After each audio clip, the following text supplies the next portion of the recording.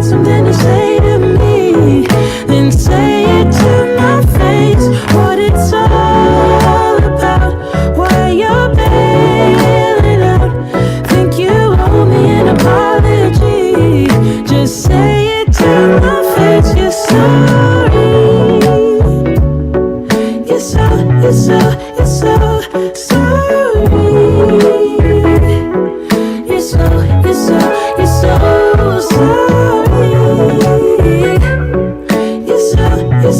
You're so sorry.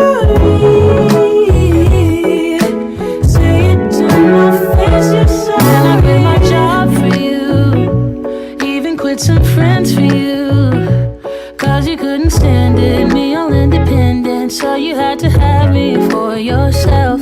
That was when I trusted you, when I could add up 2 and 2, when you promised we'd be together, you, me, forever. Now there's nothing left to lose. And though I understand it's hard sometimes to make up your mind in these trying times, yeah, I just can't accept you leaving me when I'm overseas with the heart so heavy. Think that I deserve the truth for once, not a guilty tone, 'cause you're not alone, yeah. You said you wanna come home, but I know you don't. So this time I won't hear it on the phone. If you got something to say to me, then say it to my face. What it's all about, why you're bailing out. Think you owe me an apology, just say it to my face. You're sorry. You're so sorry. You're so sorry. You're so sorry.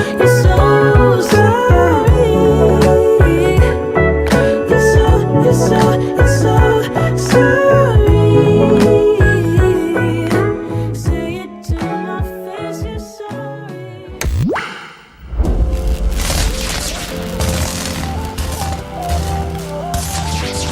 Join our membership program, sign up, find out what's going on, become a patron, and support our work. We're doing these amazing virtual live streams covering events, marches, protests, and actions that mainstream media just isn't covering. A lot of these very common sense policy interventions aren't given the space they need. You know, the truth is, before we have the political revolution, we need a media revolution. We really see this opening in the media space, with television transitioning to the internet in particular. Streaming platforms, Netflix, Hulu, etc., are the next frontier. And we're not mainstream media. You're not getting a 10-second clip and a very watered down, whitewashed version of what's going on. Having a media company to support these kind of movement efforts is extremely valuable. People want to talk to us because they know that we're talking to the people. We need a dedicated, empowered, honorable base of people who are willing to fight for what they believe in. This needs to be all of us, not just like watching great content, not just sharing great content, but taking the correlated action and making sure that together these movements are more effective across the board.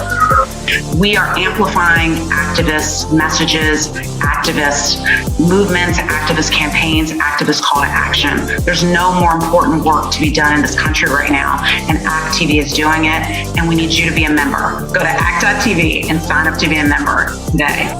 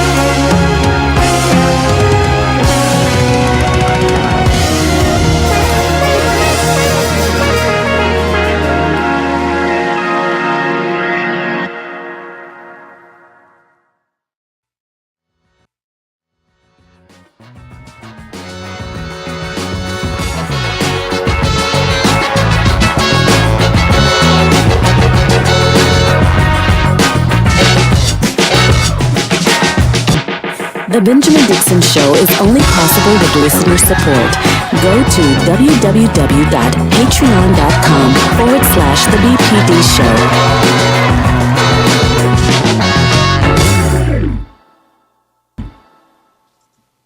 Today is Wednesday, April 13, 2022, and welcome to the Benjamin Dixon Morning Show. It is Solidarity Wednesdays. On that day, we are joined by none other than Nomiki Konst of the Nomiki Show. And we are also joined this morning by our brother, Al Rutherford, who comes in and helps us when we discuss international affairs. Good morning to both of you.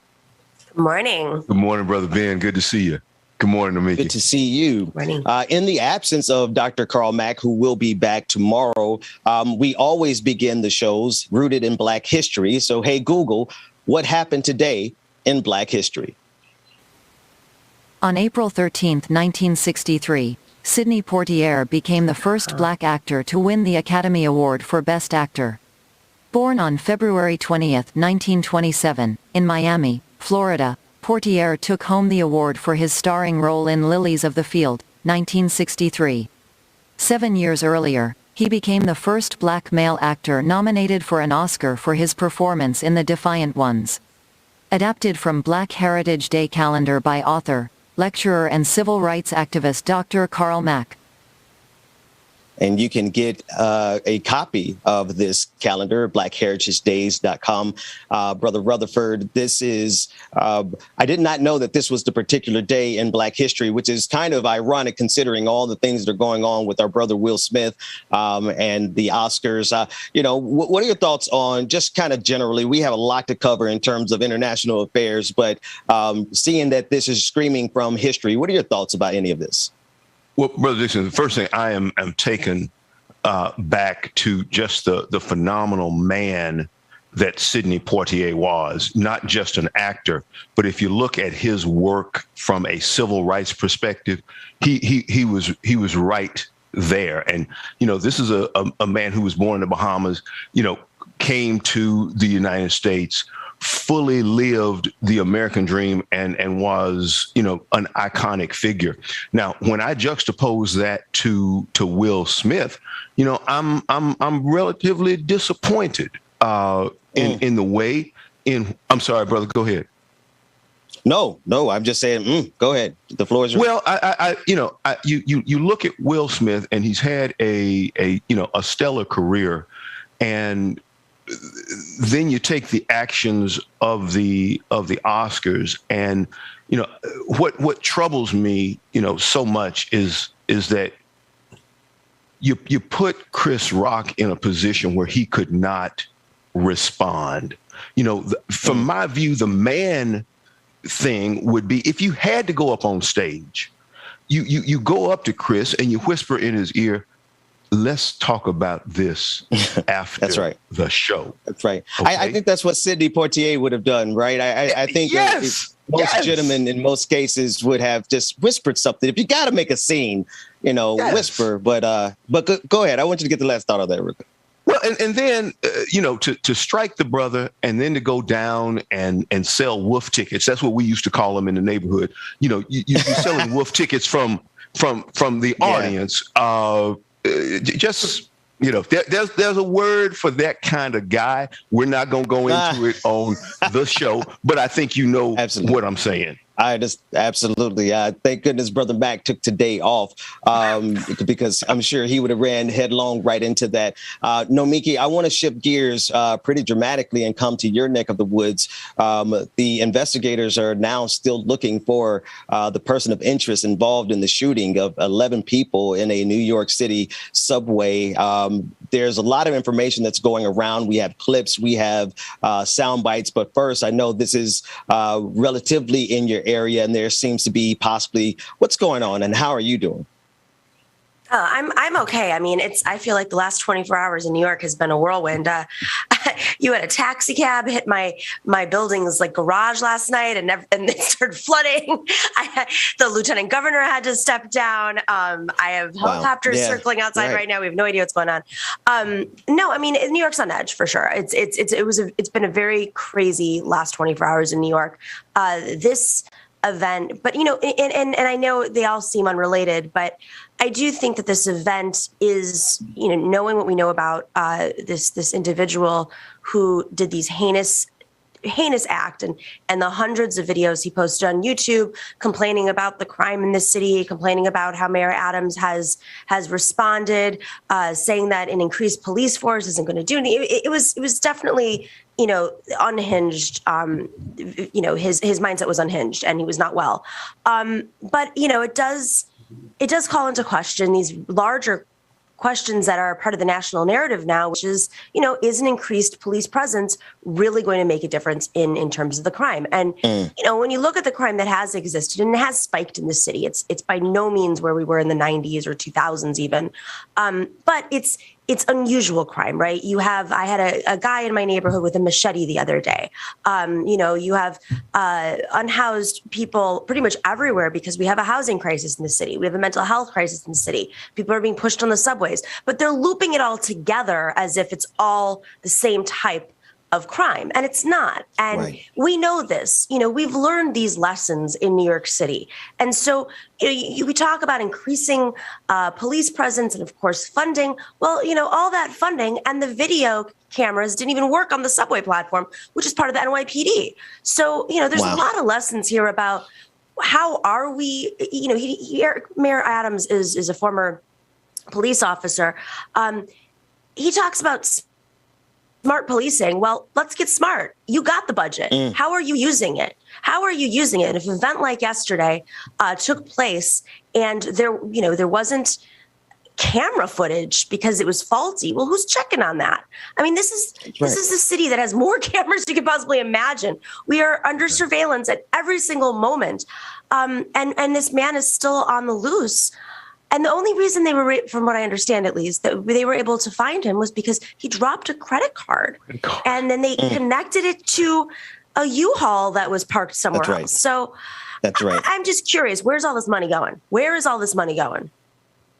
Brother Rutherford, some of these things scream out at me, particularly with the broken cameras, yet we have a multi-billion-dollar police state across this country. In the city of Jacksonville, pastors are getting ready to gather to meet with the local sheriff there because of the lack of investigation. And in some cases, it's because they didn't have video camera footage of a particular area. I know this is kind of like a tangent here, but isn't it mighty convenient that cameras aren't working in certain neighborhoods at certain times? My brother, all I can every single place. Take it. My brother, all I can say to that is, you raise a very salient point. Things just don't seem to work in our neighborhoods. It's just unimaginable. The New York Police Department has one of the biggest budgets in the world for policing.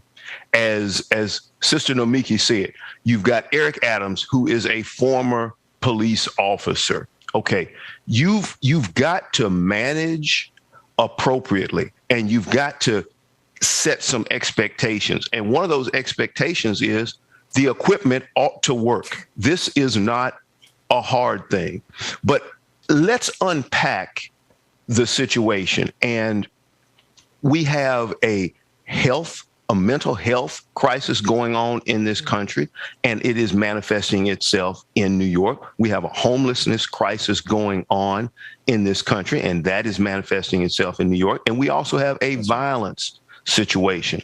But the way in which you deal with those things are not all the same. See, policing, is one aspect, but good mental health care and responding to people in time of need, is perhaps a better way of approaching these things than just trying to say, oh, okay, give it to the police, let them handle it. We need to be more strategic in our approach to problems. You break problems down. Not every problem, is hammer and nail. If all you got is a hammer, then every problem you see is a nail. It's not that way. We've got to be more solutions focused and not just talk about increased policing. And, one of my big concerns has always been the militarization of the police and using all of this equipment that was used on foreign soil to now come back and try and, quote unquote, maintain control. I think we just have to take another look and reimagine what we are talking about as it relates to policing, especially in the 21st century, because that policing and the links to oppression go way back. And what we have to do is change some mindsets and change the paradigm around, what we are looking for when we talk about serve and protect. Mm-hmm. That's it. No, Mickey, but he mentioned, Brother Rutherford mentioned the militarization. Here's a sad thing.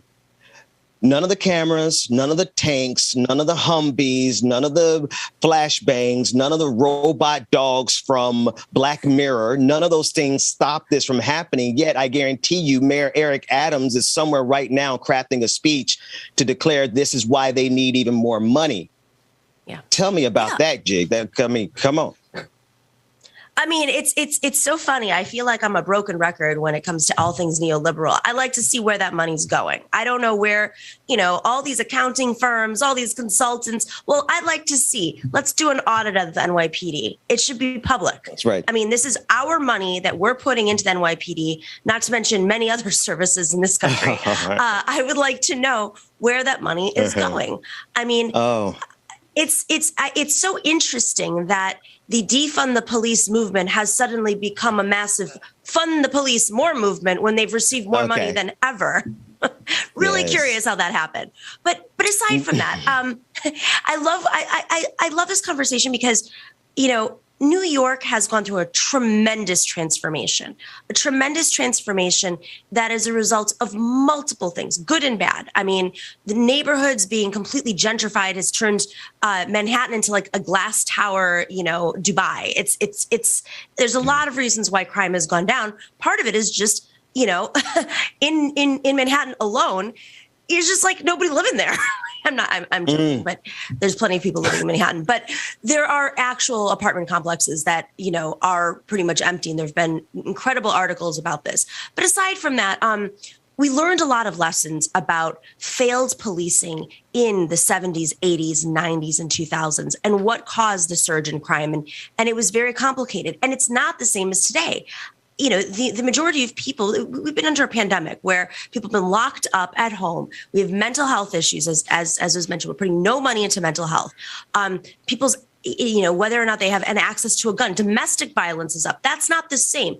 It's not the same as, the way that they're trying to portray random shootings. Some of the shootings on the streets that are existing as a result, yes, of more drug trafficking. But drug trafficking is also up because mental health issues are so there's a cause and effect to all these. And we learned this. We learned this in the 80s, 90s, and 2000s in New York. But somehow we've never had a public conversation about how we address each of these issues individually. And it can't just be more police because, if there's this illusion of safety, we have more police than ever before. If they're so good at what they're doing, what's going on right now? I just don't understand in 2022 how we can be having this conversation in New York City when my guess is if you polled New Yorkers, truthfully, Mayor Adams can say what he wants, but he did not win with a mandate. He won in a low turnout election with a split vote and ranked choice voting. This is not somebody who won with a massive mandate. I want to know go ahead. No, finish that thought. You want to know. I think if you polled New Yorkers, if you polled everyday New Yorkers in the city, not Long Island, not these cops that are being brought in from outside, actual New Yorkers, about what needs to be done to solve this surge in violence. And what it is about the violence is it's unpredictable violence. It's not like, it's the random, subway shoves, et cetera. I'm going to guess that they would say that maybe we fund mental health. Maybe we find more housing. Maybe we deal with these other issues. Giuliani just sent the homeless to Puerto Rico. Seriously, that's what he did. That's how he solved it. We can't go that way. We can't go back that way. You guys got to forgive me. I am sending out a tweet. No, Miki, this is inspired by you. Hashtag audit the police. Hashtag audit the police, because if you have a problem with us defunding the police and you have a problem with us abolishing the police, my preferred, then let's audit the police. Because if your cameras aren't working, then why are we giving you billions of dollars? You can't even get functioning cameras. I have a functioning camera on my patio in real time. What is the problem? Hashtag audit the police. Let's shift gears and go to war crimes in Ukraine. Brother Rutherford and Nomiki, like, I have had to put a safe amount of distance between myself and the Ukrainian war because of, in war, there are war crimes, and we are seeing bodies piling up in various cities. And we're also seeing an escalation in intensity. I just want to go, before we get into the details of all of the particulars, I want to just see, Miki, what is your gut reaction when you're hearing these reports of war crimes coming out of Ukraine committed by Vladimir Putin? I don't think, if we have NATO and if we set up the United Nations to prevent this from happening again, then are we going to prevent this from happening again? I know this is incredibly complicated. I know that the U.S. under Biden's policy, foreign policy, is about leading from behind. But who are we kidding? This is everyone's aware. Zelensky's aware that Ukraine is a proxy war for some greater global geopolitical shift, in Putin's mind. I know that there are people who are much smarter than I am who are working on this. But I do think it's of note that the Biden administration, or Joe Biden himself, on the record, not in some gaffe, on the record, has called these war crimes. And I think that is an important thing to emphasize. We say this almost in passing, but that kind of rhetoric is intentional and has consequences. So at this point, the people are predicting this is going to go on potentially for years. What is the end goal here? Is it to exhaust Russia of its energy? I mean, there's a humanitarian crises all over the world now as a result of this conflict. Right. So I'm just curious if it's a no-fly zone. I don't understand. If the whole point of not having a no-fly zone was to de-escalate, well, it's not de-escalating. So I'll leave it there. I'm by no means an expert on this, but just from my 1 million foot perspective, that's my takeaway. Well, Brother Rutherford and Nomiki, don't sell yourself short, because a lot of the analyses are heading in the same direction. Brother Rutherford, you are an expert in this arena. What are your thoughts as it pertains to the length, the projected length of this war, the war crimes already at the onset? We're not even 2 full months into it. What are your thoughts? Well, I will tell you, Brother Ben, that what Vladimir Putin initially thought he was going to get, what his advisors perhaps sold him, was this weekend war. We're going to invade on Thursday. We'll be back home sipping vodka by Monday. Well, he's making some internal changes. He is changing his intelligence apparatus leadership. And he has also made a change in the commanding general overseeing the fighting now. And this is a general that we do know a little bit about. His name is Vornikov, and he is a veteran of Syria. He led the siege actually on Aleppo, and so we can expect now a longer war, and what I would expect, number two, a more violent war, especially against civilians.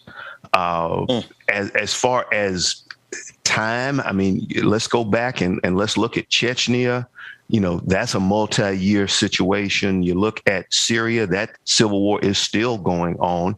And then when you just go down south to Crimea, I mean, that's 2014. So that's 8 years. I mean, this is likely to be a multi-year conflict. And what I think ultimately Putin would be willing to settle for, but I don't think at this point you can sell the Ukrainians on it, is more of a North Korea, South Korea kind of stalemate in essence, because what has happened now on the battlefield is you had initially a decapitation strategy. The idea was to sweep quickly into Kiev, capture or kill Zelensky, install a pro-Russian leader, and then, pacify the country in a relatively quick fashion. The Ukrainians had, a say in this fight. You know what they say, or I think it was maybe Mike Tyson who used to say, everybody's got an idea of how the fight's going to go until they get hit back. Exactly. First hit. Yeah. Right. Bam. Until you get hit in the mouth. Well, the Ukrainians hit back really, really hard. And so Russians have now pulled back from Kiev, and they are trying to consolidate their resources and their forces along the east, which is that Donbass region, which is where Luhansk and Donetsk are located. And they are what are considered breakaway republics. So they are going to attempt to come in from the east and control that territory, and then also from the south in Crimea, and try to establish, a stronger foothold there. And that would then set up this potential east-west split from within Ukraine. Now, war never ends. It never. And I was going to go to what Namiki was saying. Sister Namiki was talking about, what is the value of NATO and what is the value of the UN, and what are those powers going to do? We, as you said, are in a proxy war at this point. NATO is going to continue to flood the zone with arms. The UN is going to sit, I think, on the sideline and say, this is terrible, but I don't see a UN peacekeeping force coming in, because right now there is no peace to keep. But it is again the introduction of military aid from NATO that I think you'll continue to see. You'll probably likely continue to see more U.S. troops going into those immediately adjacent new NATO countries, Lithuania and perhaps more soldiers into Poland, things of that nature, to try and, one, keep the leadership in place, keep them calm, and to potentially, send a message that, they've been saying, if you step foot, we're going to defend every inch of NATO territory. And so I think you continue to see, that troop movement in and around those countries. I want to just give a few details here. As reported by the BBC, the U.S. and Britain say that they're looking into reports that chemical weapons have been used by Russian forces attacking Ukrainian port of Mariupol. And actually, Nomiki, one thing that you said that I want to bring out is that there is a loosening of ties with Vladimir Putin, that alliance that he had, that global alliance that he was counting on. As this draws out and more war crimes are committed, there seems to be a distancing, even with Austrian Chancellor. The Austrian Chancellor called out Vladimir Putin over the war crimes, right? On a trip that Vladimir Putin, I figured Putin probably thought it was going to be friendly. But the Austrian prime minister made it clear, no, this was not a friendly trip. And so I'm wondering what you think about this as we get ready to close out this first half. Well, this is a genocide, and it's not the first genocide. I mean,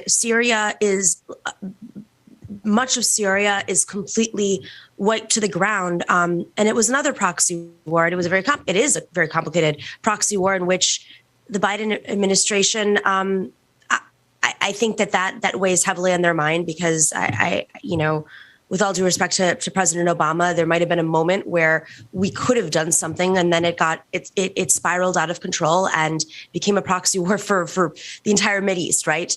And I think the fear is that that'll happen again, and of course that empowers Putin in many ways. Yeah. I mean, this is a genocide. We just have to keep saying it over and over. This is a genocide. We can sit here and we can play the game of the United States has had their imperialist and humanitarian crises, including the one at the border right now in our own country. But this is a proxy war over geopolitical. What Putin is attempting to do is reshape geopolitical powers, whether or not he thinks Russia is going to be that, or throwing chaos in and just basically weakening the US so that some other force like China could. I'm not sure what his end goal is. That's for people much smarter than me to decide. But I think the concern is that you're going to have another situation in which you're going to have a country that is a shell of itself, refugee crises, which is going to create, so many. I mean, with war comes all of the crimes attached to war, not just war crimes. But, that's right. It's a tremendous. There's already tremendous pressure in the in Europe right now with the refugee crisis from Syria and from parts of Africa. Add to that, they just cut the budget of a lot of these refugee camps just in the fall and had to shut them down. So now you go through another influx of refugees in Europe and around the world. It's quite a bit. Listen, we have to go to a quick break. I know, Brother Rutherford, you're going to stay with us. Nomiki, I'm not sure if you can stay. If you can, that would be great. But if not, let everyone know where they can catch the rest of your content that's coming up real soon. Yeah, so thank you so much. So Ben, it's always a pleasure having you on the Nomiki Show on Wednesdays. I know you've got some really hard work in Florida right now that you're working on, but every Wednesday you can check out Ben on the Nomiki Show for Solidarity Wednesdays at 8 p.m. on Twitch, on YouTube, on all the podcast platforms. We air Wednesdays and Fridays. We have a great 2-hour-long show with amazing guests, interviews, authors, activists, leaders, and usually a fun panel afterwards as well. So you can join us on all the different platforms. It's up there on the screen. Nomiki, it's always an absolute pleasure. Brother Rutherford, stick around. We'll come back with more of the Benjamin Dixon Morning Show right after this break. Thank you all.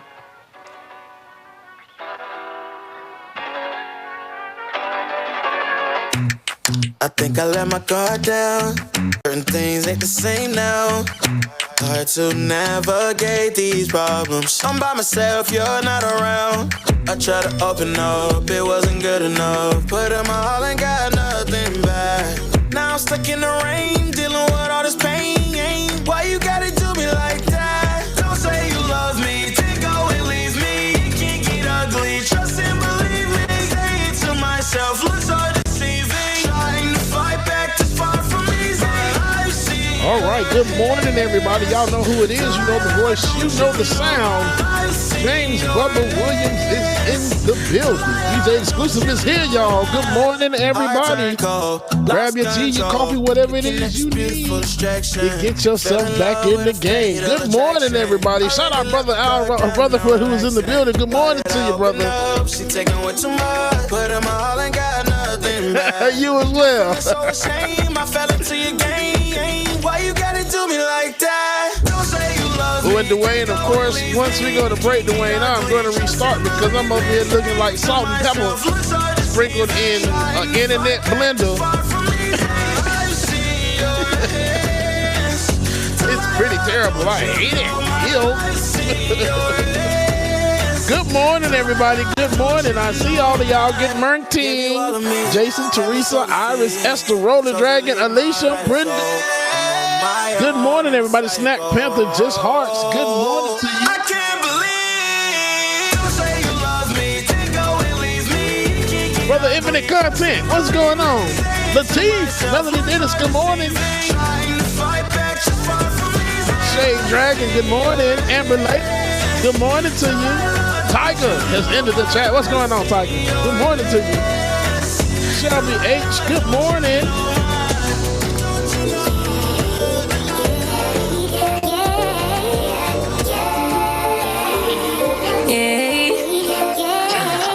Bad little flex, she wanna know me. I stay low key, all gas, no brakes. Baby, let them hoes sleep. Body wanted to make your girl OD.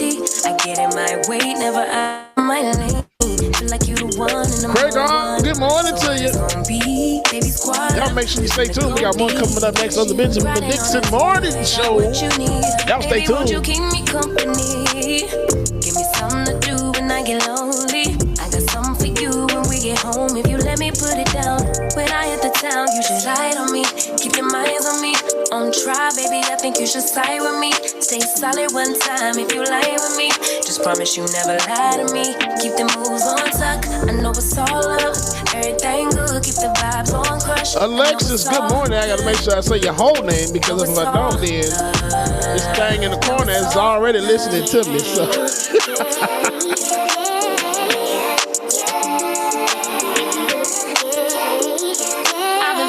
I'm feeling like a man lately. Can't nobody do it like I can daily. Baddest in the lattice in the land. Body turn your nigga to a fan up. I made it where I'm at on my own. Big Peace, good morning to you. Blocks in the road, but I get to the bag on the low. I be counting stacks while they grow. Yeah, you know me, baby. Won't you keep me company? Give me something to do when I get lonely. I got something for you when we get home. If you let me put it down. Deb, good morning, Brother Bryce. What's going on? Keep your minds on me. On try, baby. I think you should side with me. Stay solid one time if you lie with me. Just promise you never lie to me. Keep the moves on tuck. I know it's all love. Vanessa, good morning. Keep the vibes on crush. I know what part of Florida, Vanessa? Good. Know it's all love. Know it's all love.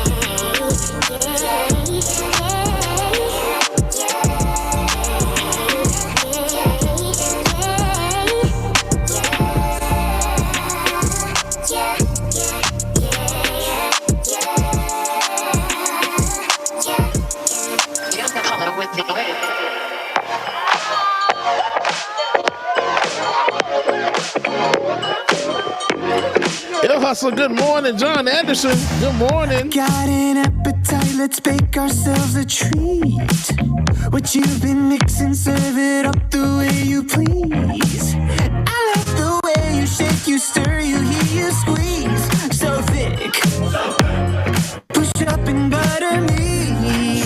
Push that, shake that, smack that, mix that, up that, marinate that. We don't need a recipe. With that cream, baby, pour that sweet on me, baby. Shane, good morning to you. We can cook up, we can syrup when we hook up, just you and me. With that cream. Oh, okay. With that cream. Dwayne, you probably said something. I probably missed all of that. It's almost ready. Okay. Craving to start week. Baby, you want it, I got it. I'm good. All right, perfect. All right, y'all. Y'all, welcome back to the screen. Brother Benjamin. No, I'll use that one already. Benjamin Pablo Dixon.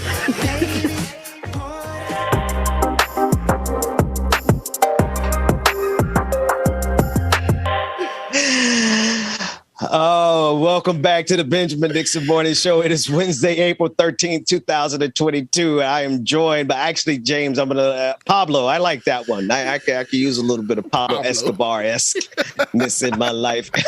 Good morning, DJ Right. How's it going, man? Brother Al Rutherford is back with us. Good morning, gentlemen. Good morning, y'all. Good morning. How y'all doing? Doing well, my brother. Good to see y'all. I just. You as well. I just don't. I don't want to. It's good to be seen. You know what they say in the church. It's good to be seen and not viewed. So it's always good to be here with your brother. And James, I'll let you go get some coffee. We're going to talk a little bit more about some geopolitics before we switch gears to the New York Police Department. So James, come back when we get to the police department part, because they're about to run a game on us in New York. And we're going to talk about why they won't do that, why we cannot allow them to do that. But before we get back to New York, Brother Rutherford, I just want to talk about this geopolitical game that's being played on us. And I don't get a chance often to really talk international relations as much. So I'm glad that you're here with us this morning. And good morning to Georgia Fort, who is out on location doing her thing this morning. So we're going to use this space that she's affording us to really hash this out really quickly. I need Black people to understand why it's important for us to understand what's happening with Vladimir Putin, because there's a lot of propaganda that is intentionally targeting the Black community. I pay attention to everything, and there are voices that are being amplified through the Black community. I'm not going to say they're actually representing the Black community, that's trying to draw more of an alliance between Black people and Vladimir Putin than Black people and the United States of America. It's a very, very intentional thing. And so kind of flying at a high level here, but just kind of connect the dots. Why is it important for Black folks to see the problem that Vladimir Putin presents? Well, Brother Ben, let me put it this way. Let me start this way. To try and link Vladimir Putin's issues and Black folks' issues is like trying to link Donald Trump with the working man. Okay, it ain't gonna add up.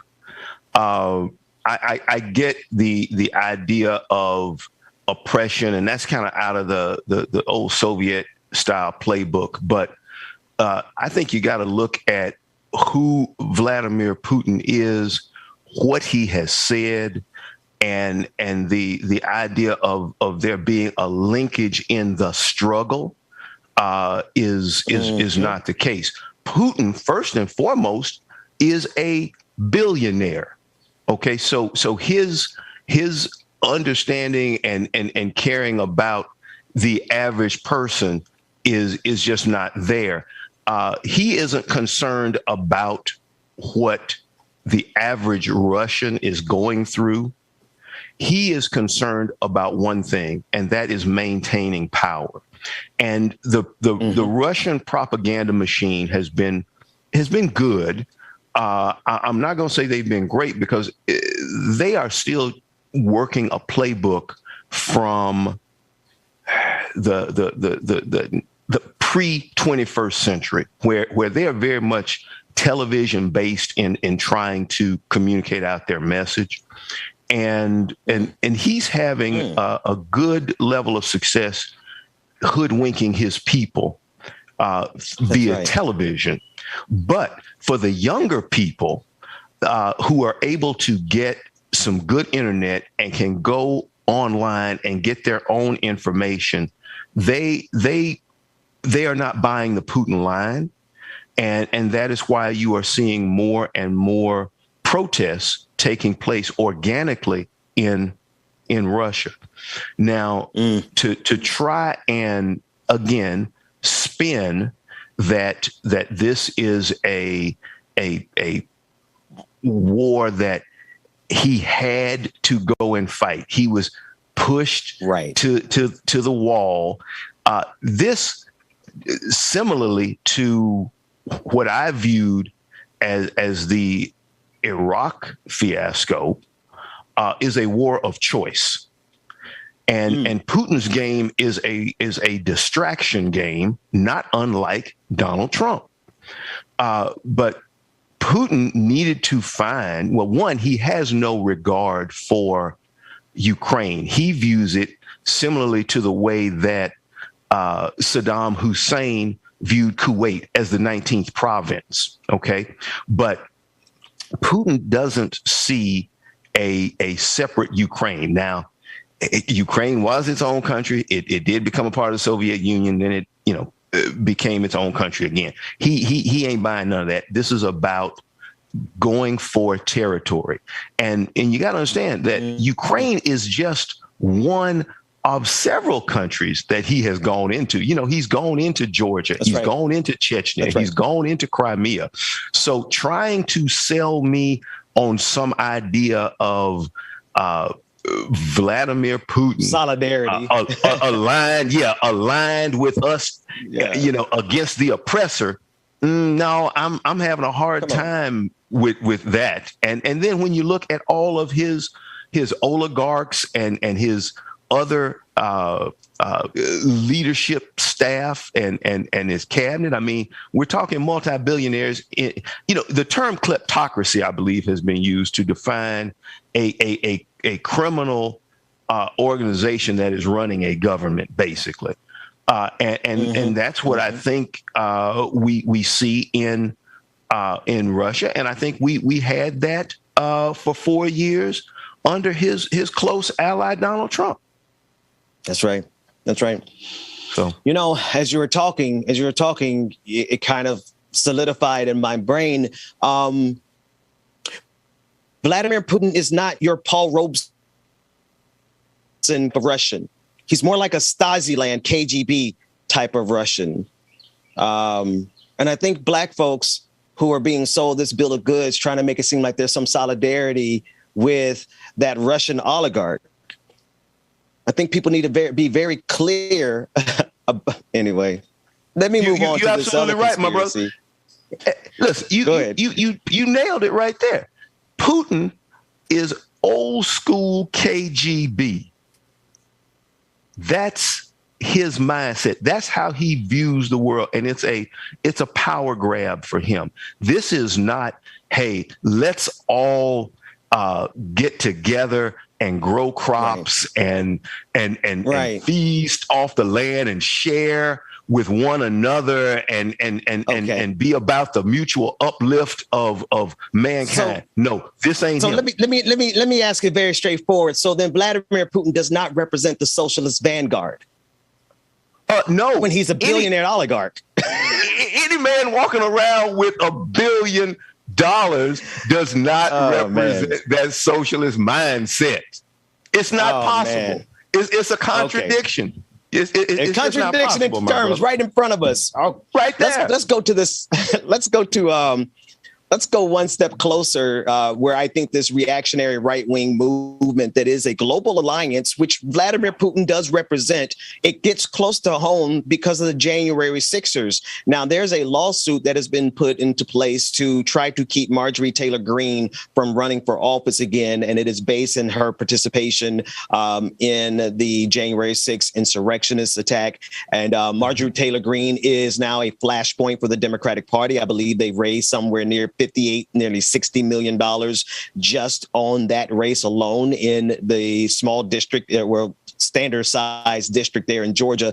But she's a flashpoint. She's a great fundraiser for Democrats, but she's also a problem because she literally is a part of this right wing cabal, the Matt Gaetz, the Steve Bannons, the Donald Trumps, that would not only burn down this democracy for Donald Trump's ego, but if you listen to that clip that we played over and over again, Steve Bannon is willing to turn this country over to Vladimir Putin. Talk about January 6th and all of those people from Marjorie Taylor Greene and tied them to Vladimir Putin. Because if you ask me, now, if you don't see it, you don't see it. But if you ask me, this is just internally happening, what we're seeing playing out on the international stage. Would you agree, or do you see something else? No, I agree with you. But let's go back not just to January 6th. Let's go back to the election where we know Russia played a part in installing Donald Trump. They did that for a reason. They did that because they want to bring down America. That is their goal and objective. Okay. And by installing Trump with all of his right-wing lunacy and putting Steve Bannon at the table, that is akin to putting the KKK at the table in the White House. That is akin to putting white supremacy right at the table. It is akin. I think you get my point. Yes, sir. What you have here is folks that are more interested in power. That is the link here, is the maintenance of white power. There it is. And you have people who are much more interested in maintaining power than they are about maintaining democracy. Okay. And so that is Steve Bannon. That is Marjorie Taylor Greene. That is Madison Cawthorn in North Carolina. That's right. That is Lauren Boebert. It's all of that cabal. And don't let me forget Josh Hawley, the senator from Missouri, who gives a white power salute to the protesters as he's going into the Capitol on January the 6th. Let's not forget about him. So what you have and the ultimate white power player in Washington, D.C., Mitch McConnell. Lest we not forget about him, because and see, you go back even farther with McConnell to his statement on the inauguration day of Barack Obama, who said, my number one job is to make sure Barack Obama is a one-term president. That's right. All of this. And, I think we forget. McConnell, oh, absolutely. That's why we got to go back and look at history and remind ourselves, because, see, McConnell is about the maintenance of power. And I try to remind people that, they say, well, the system is broken and the system's not working. No, the system is working just the way they planned for it to. We need to change the system. That's how we move the country forward, and we move in a better way. But no, the system that was put in place is doing exactly what that system was designed to do. And now because here's the thing, we saw the Constitution get stress tested for 4 years. And what we came to find out is that was really a gentleman's agreement. And if gentlemen agree, then things can work out. But if you've got a guy who's not a gentleman, who's a rogue, who's a crime boss, and you get him elected, then the norms, the customs, the traditions, they don't mean nothing. Out the window. All about power. Okay, so now we found now we have another place where this is a perfect overlap, right? Because that's what happened with Vladimir Putin. A lot of people thought that Vladimir Putin would maintain the gentleman's agreement not to actually have a European war post World War II. There was nothing more than the goodwill of the good faith actors keeping that agreement. But now we're in a place where now that's clearly been thrown out the window. And now coming back domestically, I think we're at the place where they're not willing to burn the Constitution, but they're certainly willing to change the Constitution. We see the movement across the country where states, right, the state legislatures getting underneath the control of those same Republicans who are aligned with Marjorie Taylor Greene. I mean, this is not just in the capitals. This is happening in the state houses. And if these Republicans get 3/4, if my civics 101 serves me, if they get 3/4 of the houses, legislatures on the state level, they have the ability to move the ball on a constitutional convention.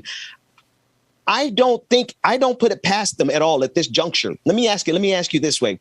Would you put it past the Republicans at this juncture to change the Constitution in their favor? Not at all. And let's go back for a second to something you talked about, and that was the way in which these state legislatures are passing laws that will allow them to override the vote. That's right. See, so what we're talking about is in essence the overturning of an election. And I believe what is rooted in this is the idea that we will not elect another Black president. I really believe at the heart of the matter, that is what they are trying to ensure does not happen again. And they are taking over these state legislatures with the idea of overturning an election. It may be that a Democratic white candidate gets caught up in that. But see, again, as Maya Angelou said, when somebody shows you who they are, believe them. Yes. Please believe them. They've shown you who they are, and they are not interested in democracy. That is not the goal that they have. It is the maintenance of power, and they are doing the things that will allow them to stay in power longer. Because here's the math of it is that America is becoming a nation of color in a majority scenario. Okay. And so what they're trying to do is load the courts with their, quite often, a lot of federal judges passed under the Trump administration were unqualified. They stopped accepting the American Bar Association recommendation on a number of judges so that they could just get into office unqualified Republican judges so that they would be able to legislate from the bench. That's it. Brother Carl, I almost called it Brother Carl. Brother Rutherford. I'm honored. I want to give, this is why that's important. You just came out of the Trump administration where they stacked the courts with unqualified but loyal judges. We already saw the Supreme Court. Thank goodness for Ketanji Brown Jackson, but it still has a conservative bent because Donald Trump stacked the Supreme Court as well.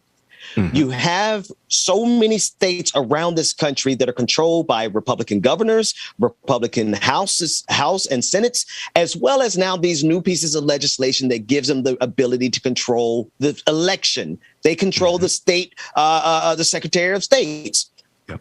You also have these people organized in the streets. Allow me to be dramatic for a minute, David, and go off script. You have them organized, very regimented, in a very regimented fashion in the streets. You have the 3 percenters driving around. You'll see the 3 Roman numerals on the back of their bike helmets. Yeah. You have the Oath Keepers. You have the Proud Boys. You have the Boogaloo Boys. You have all of these organizations that amassed up to January 6th, which was the beginning. And now you have elected representatives like Marjorie Taylor Greene, who is having to be sued in order to be stopped. I'm sorry, Brother Rutherford. How can we do anything else but understand the urgency of the moment that they are serious about taking complete power in this country, which requires them to take our vote away from us? And that's just the beginning. Am I being melodramatic here? No, my brother. I believe that the vote is absolutely under threat. It's by the folks that you just mentioned. You know, when you look at Marjorie Taylor Greene, she's co-signing on everything that happened on January 6th. I saw some footage that she said, well, they only rioted one time. They only rioted one time. If you were successful, one is all you need. But then the Republican National Committee, the Republican Party, then came out and said that what happened on January 6th is inside the acceptable political discourse in this country. The Republican Party said what happened on January 6th is acceptable discourse. Folks, Brother Rutherford, I know I'm going way over time on this because we still have to talk about the NYPD if you have a few extra minutes, but I don't know if we've had a chance to flesh it out this well. But at the end of the day, if they've got the courts, if they've got the states, they've got the militancy in the streets, do they not have an entire fascist coup? They have an advantage. I can tell you that. And the question is whether or not they're able to action it. You know, it's very concerning when you see the various levels of government all tilting in a certain direction, and you have you know that statement by the Republican National Committee is tantamount to Jim Jones providing Kool-Aid to those folks who died in Guyana. You've got Donald Trump, who is basically still the leader of the Republican Party, and they are signing on for whatever he says. He is giving them the Kool-Aid, and they are drinking it. And I will tell you, I don't put anything past what they may try and do, because you also have to keep in mind that these folks, while, yes, my brother, you mentioned the Oath Keepers and the 3 percenters and the Molon Labes and all of them. But let's understand, they have tentacles into the police, into law enforcement, and into the military. That's it. Because there were some generals who made the statement that they could go along with January 6th. And they were sitting. Brother Rutherford, I got to get you back because we need to sound the alarm. There are traitors in the temples, and they will burn this country to the ground. Listen, if you want anyone to get up with you, how should they get up with you? Hey, my brother, you can always reach me at alrutherford@teamrutherford.net. That's the easiest way to holler at me. Looking forward to having you again soon, brother. All right, my brother. Great seeing you. Y'all take care. Have a great one. We're going to go to a quick break. When we come back, more of the Benjamin Dixon Morning Show. Like it or not, it's getting ready to go down. We'll be back after this. But I've been in the wind, been had wings. I was always this fly. Oh yes, and that's probably why you're mad. Don't let AV turn. Thank you again, brother Al Rutherford. Man, I'm tongue-tied all over the place. This is coffee. Now my brain is working like. All right, y'all make sure that y'all stay tuned. Again, shout out to brother Rutherford again for joining us this morning. We got more coming up next. Like it or not, it's going down. Our world has come together, and maybe I just want to let it shine. I can't stand the rain. Industrial Arts, what's going on, brother? Good morning to you. I'm gonna make it mine. 1, 2. Dwayne said I look like a water cup. God damn it, I do. It's a marathon, but baby girl, never let up. No need for speed, but keep your foot up on the Dwayne said I look like a watercolor paint. I do. This is what Van Gogh meant if I was painted by Van Gogh. Why are you always pressed about my life? Talking with your enemies about me, saying, ooh, girl, have you seen it like the shine? Good morning, Mama and Daddy. Good morning, Sarah. I know she has the phone and watching this morning with us as well.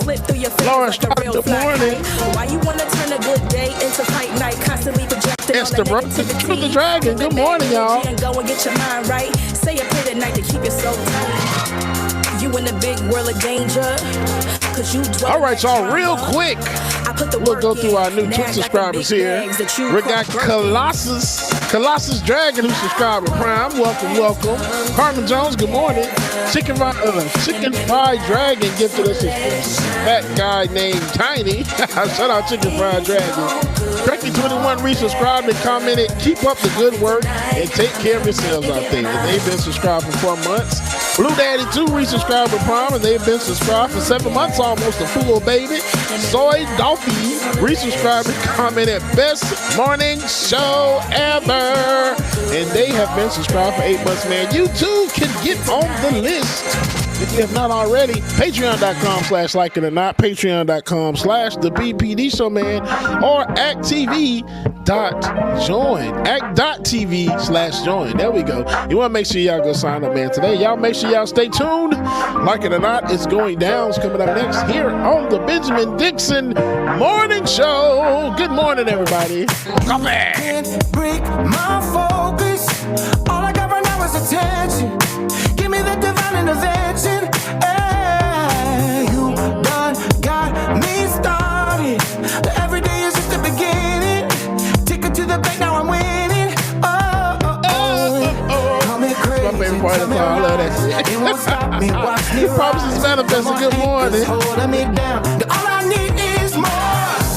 One more hour, 1 more minute, 1 more chance for me to win it. Yeah, I want more. Every time I do, I catch it. I know how to make it happen, but I want more. Climbing every mountain, keep both eyes on the top, and nothing's gonna tell me to stop. Oh, good. So, I applied for a job hanging mirrors. Something I can see myself doing. So call me crazy, tell me rise. It won't stop me, watch me rise. No more anchors holding me down. Hey, can anyone tell me what oblivious means? I have no idea. Christopher Saul, good morning to you. Katrina Bunton, good morning. I know how to make it happen, but I want more.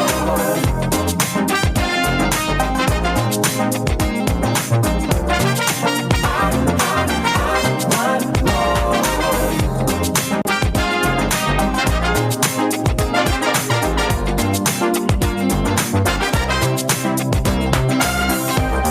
break hot takes. All I need is all I need is more. All I need is all I need is more. All I need is all I need is all I need is more.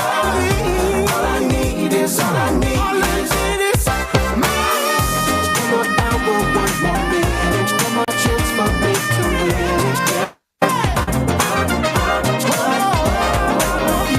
Every time I dream, I catch it. I know how to make it happen, but I want more.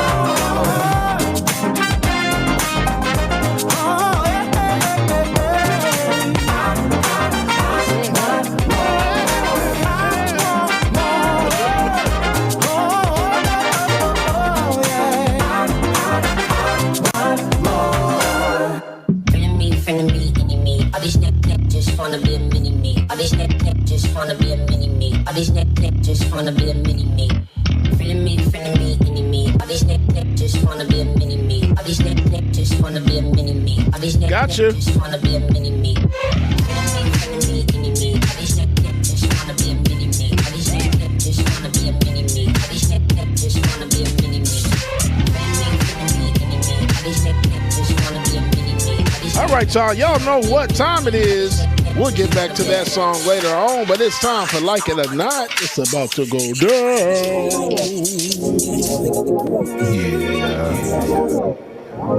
Y'all know what time it is. Good morning, y'all.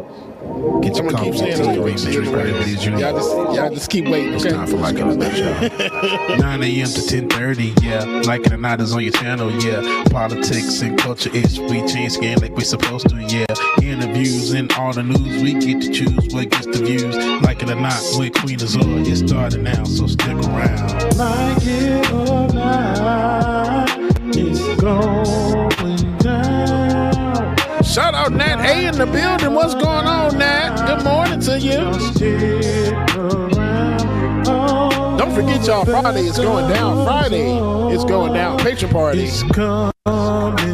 Make sure that you have your face in the place you don't want to miss it.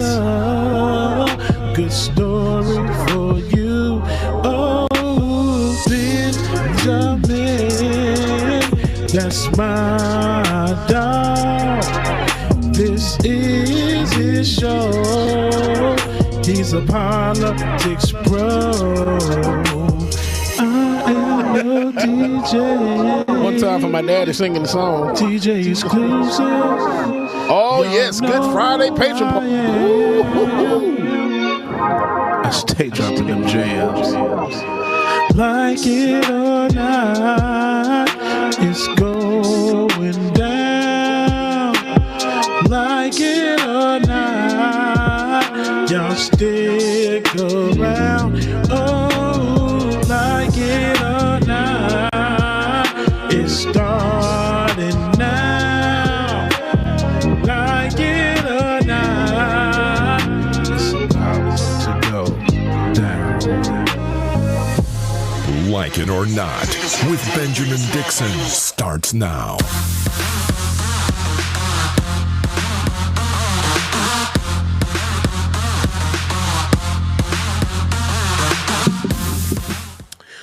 Ooh, good morning, good morning, good morning. Good morning and welcome to Like It or Not, where we're free to tell the truth. And not care who doesn't like it. Over here looking like I done stepped in a time machine, looking like I'm on Bill and Ted's Excellent Adventure. Right. You see it, Ben? I see it. God said, I want you to look like a painting today. Like Dwayne said, I look like a watercolor painting. I'm like, okay, I do. I look like Van Gogh painted me right off just on the canvas right now.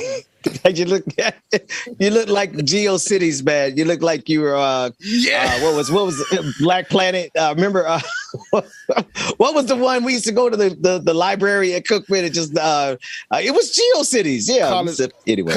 College club. College club. Wow. You know, those were the dangerous days of the internet. That's where, you didn't get flued out. You caught a bus out and you might not make it back if you're a dude. It was a crazy time. kind of got stranded a couple So places there, look, James. let me since Rebecca's not here to tell her story, I'm going to tell mine. So it was college, 1990. And let me stop playing. It was like 99, 2000. But it was I got catfish before catfishing was catfishing, y'all. This guy in Tallahassee at Florida A&M University, old punk ass school, decided that it was like, man, you are so beautiful. And they sent me these pictures, buddy looking like he's like some kind of model or something, light skin with muscles and everything. So we were just like, yeah, I'm gonna get on the Greyhound. He was light skinned. You know, I had this thing for light skin. That's probably why I can't stand him now. But anywho, Dwayne's cool though. But anyway, so we exchanging pictures. I'm like, damn, you look pretty good. So he's like, I'm gonna get on the Greyhound bus and I'm gonna come see you. And he had the time and everything. So I'm waiting at the bus stop for this dude to come. Because keep in mind, we didn't have cell phones at this point. So that's crazy. 99, 2000, we didn't have cell phones. That's really crazy. So I'm waiting for this guy at the Greyhound bus station. He never comes. So I go back to the room. I'm chilling. Never heard from the dude again for like a week. Then finally he hits me back.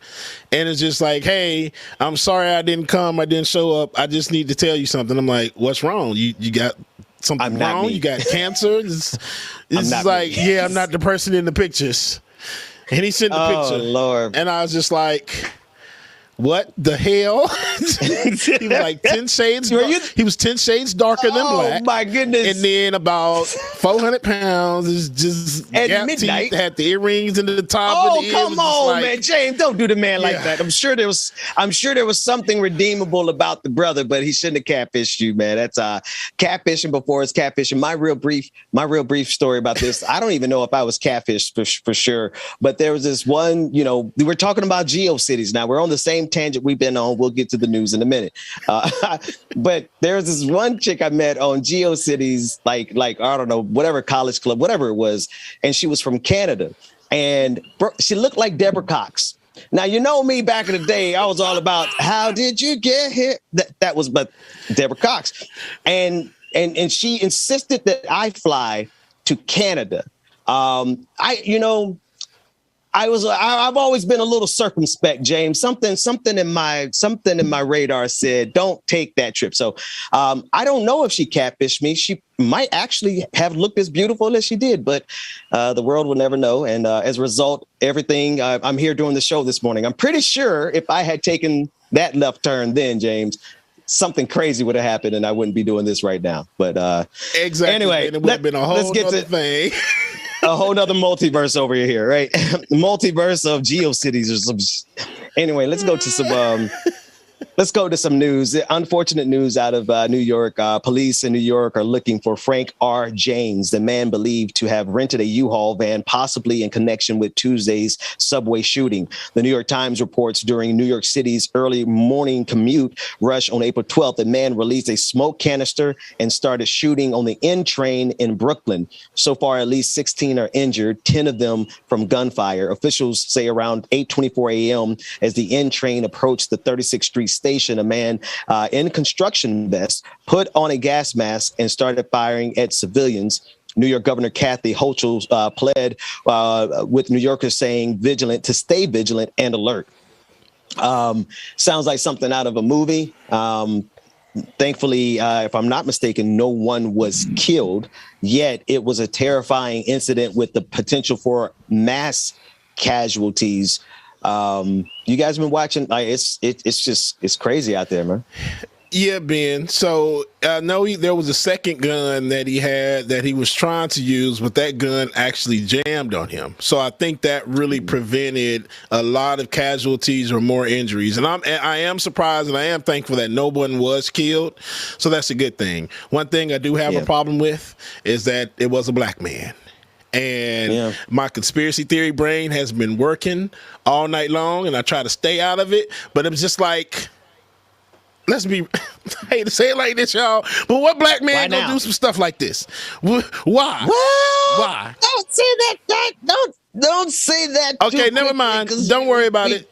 Never mind, because there's an issue going on here in Georgia where 2 black guys have been burning the postal truck. So yeah. No. Hush.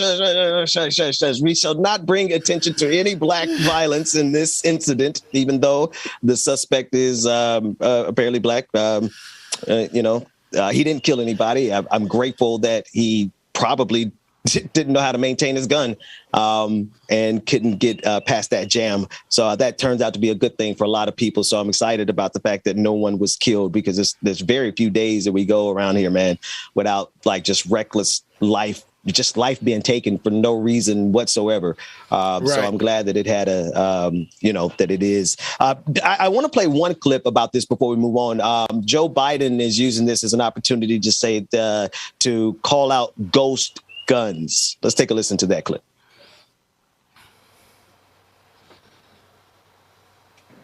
Last year alone, law enforcement reported approximately 20,000 suspected ghost guns to the Bureau of Alcohol, Tobacco, Firearms, and Explosives. That's a 10-fold increase in these ghost guns from 2016. 10-fold in 5 years. These guns are weapons of choice for many criminals. We're going to do everything we can to deprive them of that choice. And when we find them, put them in jail for a long, long time. And if somebody sells a ghost gun to a federally licensed dealer, for example, a pawn shop, that dealer must make the firearm and mark it with a serial number before reselling it. All of a sudden, it's no longer a ghost. It has a return address. It's going to help save lives, reduce crime, and get more criminals off the streets. We're teaching investigators and prosecutors best practices, how to build these cases, and assigning a coordinator in each of the ATF field divisions to serve as a point person for helping federal, state, and local law enforcement go after ghost guns. If you commit a crime with a ghost gun, expect federal prosecution. But none of this absolves Congress, with all due respect to my members of Congress here, they're the wrong people I'd be talking to, for the responsibility to act. We need Congress to pass universal background checks. So the universal background checks, that's a standing thing like that. I believe that should be a thing. Ghost guns, for people who don't know what ghost guns are, they're unregistered guns, typically assembled from a kit or 3D printed based or instruction purchased on the internet or at a gun show, or guns that are made without a commercially applied serial number, basically making them invisible and untraceable. The gun involved in the shooting, they do not believe that it was a ghost gun. So it's kind of a strange occurrence that this speech came out on the same day as this, James. I heard you commenting in the background, the coincidence there. But yeah, ghost guns, I didn't even really know. I knew about the untraceable guns because of serial numbers. I did not know that 3D printed guns had become such a big problem that they have to have legislation for it. But, it's 2022. Yeah. And, I do think it's a good thing, because looking at some of the types of these ghost guns, there does need to be some kind of tracing and everything on them. And now, of course, too, another coincidence, of course, is yesterday Governor Kemp signed into law the carry law, where you can carry without a license now here. Oh, really? Really? Yes. Open carry. So it open carry. Thank you, man. And wow. It's a lot to me. Because everything that's been going on here, it's a lot. It's really a lot. I don't think there has been any thought put into any of this stuff with guns. I just hate it. I'm just gonna be honest with you. They're gonna be real surprised when all of a sudden black folks have enough money to buy as many guns as we want to. Next story. Alabama passes an anti-trans law targeting youth. The governor signed a bill making medical care a felony and teaching in school. Oh, okay. This is a heavy story. And we've been tracking these pieces of legislations across the country. This is not an isolated event. And I want to start, before I even give the details here, I want to start by saying this.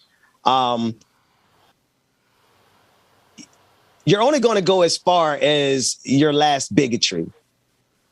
Whatever the last bigotry you're holding on to, that's going to stop you from going wherever you're trying to go. So if your holdout is, oh, I'm cool with everything in the world except for,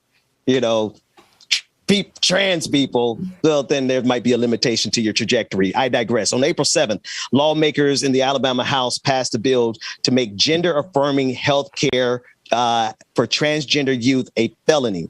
Reuters reports that the bill was passed 66-28 by Alabama's House of Representatives. Medical providers found in violation of the new law, which still needs to be approved by the Republican or signed by Republican Governor Kay Ivey, could face 10 years in prison. 10 years in prison. Reuters reports that Democrats, that's a difficult thing to say fast. Reuters reports. Say that 5 times fast. Reuters reports that Democrats in the Alabama House argue that the bill contradicts Republicans' principles. Republicans Representatives Wes Allen compared the new legislation to laws that prevented minors from getting tattoos or buying cigarettes. This is still an open debate around the country, but I could tell you most assuredly that the laws that are being passed by these Republicans across this country are not designed to do anything but to be cruel and to create another boogeyman. And it's unfortunate, James, because if a child, I don't have to tell you this. If a person has an identity other than what's popular, it's already difficult for these kids in schools. So now you have these governors who all of a sudden they're big, bad men. You're really tough, Ron DeSantis and Kay Ivey. I know you're a woman over there in Alabama. Yo, country ass. I know y'all are tough because you get to pick on the smallest percentage of society, of the smallest group of people, and make them out to be the biggest, baddest boogeyman that the world has ever seen. Forget about Vladimir Putin. You need to be afraid of a trans youth. And I want to just to correct one thing. Give me the correction. What did I mess up? No, you didn't mess up. We had old B-roll on screen. So the footage was saying that the Alabama governor, it was unclear if she was going to sign the laws. She signed the bills already. She did sign the law. That's what I thought. Alabama. That's what I thought. Okay, because as I was reading it, and I said, okay, I thought she signed it. So it is now law. Folks, I'm sorry. Listen, Republican Party are masters of doing one or two. This is their technique. You could literally apply this to everything that they do. They take the extreme example of anything and then make you have to be afraid of that. For example, if they're looking at the Black community, what do you think they're going to put on Fox News? Do you think they're going to put on Fox News the peaceful protests, or you think they're going to find the 1-2 second incident that something bad happened and they're going to put that on repeat over and over and over again? That's because they do it. They take the worst and the most egregious example they can find. And if they can't find an example, they create it. And in this case, we see that they're taking the fear of a trans woman going into a women's bathroom, and they're using that as the ground from which they are launching all of this hate-filled bigotry that absolutely does not stop with the trans community. You are an absolute fool if you think you can align with this bigotry against the trans community and come out without having some bigotry slap you in the face. Because it's not stopping there, because we see now they're saying every single gay person who's a teacher is this is what they're saying. They're saying gay teachers are now groomers. Republicans are going to get somebody killed, either directly. Ask Dr. Tiller. I'm sorry, you can't ask Dr. Tiller. I believe that's his last name, Bill O'Reilly, directly from Fox News, directly connected to this man being killed by an extremist abortion activist because of what Bill O'Reilly was saying on Fox News, got a person killed. And here they are going to do the same thing, either directly through the bigotry or indirectly, flag on the play. This law, this is a very direct attack on trans youth. And if somebody ends up killing themselves because of it, Kay Ivey, a pox on your entire house. There's so much I want to say, but in just to, so you won't get the channel flag, I just won't say anything because I'm really pissed off about it for the simple fact that what they're doing is because you don't know or understand what we go through, and you don't want to understand what we go through. It's just like you don't need. I mean, it makes no sense at all because now you're being a detriment to the youth. And now we're gonna have youth that are afraid to talk about how they feel, their emotions, because around them you have a lot of emotions that you're going through, and that you want to talk to somebody about, but you don't know how to talk to anybody about. So now you're not only adding that into the fray, but also now you're gonna have higher suicide rates among queer youth, because this is what happens. All of a part of everything that you're doing, this is what goes on. So I'm just like, fuck all of y'all. Really? Honestly. True. Really? With a sick dick is how we finish the sentence in Pompano. Because that's all they deserve. That's all they deserve at this juncture. We'll move on to another story, but I just want to put an emphasis here. Listen, if you're like liberation, except gay people, you're not ready for liberation. If you're like freedom for everybody except for trans people, you're not ready for liberation. If you're like liberation for everything except for black folks, you're not even lying. You're not even in the conversation for liberation, just to be sure. But we're dealing with the Republican Party's ability to poke and prod the bigotry inside of us. Let me tell you something. I'm conservative. I'm conservative in how I raised my family. I grew up in the black church. You know I'm conservative. I got sermons out there somewhere. Somebody will find them eventually, right? You know what I mean? I was as anti-LGBTQ as you can imagine, right? But I had to look at myself in the mirror and say, seriously, like what about their lives bothers me? What does it have to do with me? What does it have to? And people have an inability, particularly Christians. The reason I've started including the church, a lot of people had a really big problem when I started, using my church vernacular as an intentional way of growing this community. But one of the reasons I wanted to bring the church community to the table as well is because, they need to hear this too. You cannot sit here and talk to me about morality and point towards trans people and say, look at how bad they are when I know what's going on in your churches. Because I've been at all of them just about. I mean, I know whose deacon is doing who. I know about the family member on the other side of the aisle that I know I know about all, because it's happening everywhere. You cannot preach about morality and stand like you have some high horse to stand on when what's going on inside of the churches. Let me get off the black church for a minute. Let me get off the black church.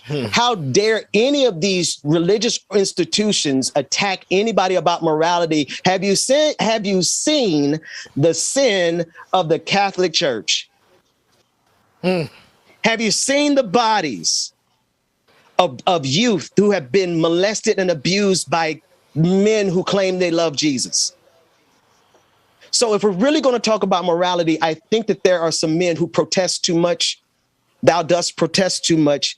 And I think you guys need to fall back lest we have a global alliance of liberated people who will fight back against this Christo-fascism that is really about your inadequacies as a man because, well, you have small dick energy. Moving on. Yeah, and then go back to the black church real quick because I don't let them off black pastors that get up here in the pulpit and talk about homosexuality in the church, but you got whole ass videos out there. You know what? Woo-hoo. I'm gonna stop. Hello. And it ain't talking about with no, you know what? So I will leave you with this. Something, if I were to give a sermon, and I don't do that anymore, But I would ask you, like something just dropped on my mind. Please, James, what is the gender of a spirit? Ooh, just like damn, Ben. What's the gender? What is this? Gender what is the neutral, sexuality? What is the sexuality of the spirit? So literally, the thing that's inside of every single one of us is gender neutral and asexual.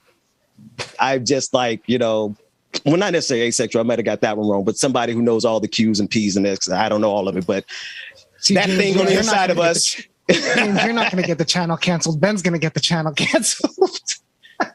Right, David. Okay. Just so y'all know, I have some spiritual literacy. The Bible says that God is a spirit, and they that worship him must worship him in spirit and in truth. So if you could tell me what the gender of a spirit is, if you could tell me the sexuality of the spirit, then I can hear your argument against the LGBTQ community. Until such time, this is a good place for us to take a break. James, drop the gayest song you could possibly drop. Oh, wait a minute. I can do that. Wait a minute. I already know what it is. Hopefully B is in the room. Shout out to B. Let me go say a prayer. B, let's tell him you already know what it is. Got a million things to do today, and you know she's gonna do them. There ain't no doubt. She's got a million. Y'all make sure y'all stay tuned, man, because my gay ass is going to play some more music, and we'll be right back with the Benjamin Dixon Morning Show. And like it or not, y'all stay tuned. So perfect, yeah, she walks on air, yeah. And yeah, she does it with such savoir-faire, yeah. Don't matter what is standing in her way, because you know she gets James Conn, right? Y'all better be glad I can't play what the hell I want to play. She's got what you want. Tadra Call, It's Raining Men, Lil Nas X. Oh, we can go on and on and on. Because you listen to our music all the goddamn time. But you got to follow them and teach the kids and everything about it, huh? Go to hell. Come on. Just come to mama. She'll take care of all of your drama. Baby boy. Just come to mama. Lily, good morning to you. Marshall Reese, good morning. We were worried about you, Mara. We're glad that you are doing okay. So bend the knee, and if you wanna be a knight, you better prove your loyalty. Y'all better be glad I can't play Beyonce. I'll play the gayest goddamn Beyonce song in my repertoire, which is all of them, because all the gays love Beyonce. So boy, don't you cry. Leave all your worries behind. Just come to mama. Come on. Just come to mama. She'll take care of all of your drama. Baby boy. Just come to mama. It's Ronnie on the line. Yeah, I know she's stressed. Shout out Buster Be Good. Good morning to you. Cause she chuckles at all and doesn't lovingly. And on top of it all, she keeps on loving me. Her eyes, her lips are my desire. She sways her hips and I'm on fire. Yeah, I love her from every angle, but I don't mind, I wanna tell her a thing. Just come to mama. Come on. Just come to mama. She'll take care of all of your drama. Baby boy. Just come to mama. Come to your mama. Just come to mama. Come on. Just come to mama. Just wanna be a mini me. All these neck just wanna be a mini me. Friend me, any me. All these neck just wanna be a mini me. All these neck just wanna be a mini me. Sydney Butler, good morning to you. Yes, all the smoke. All of it. Every single drop of it.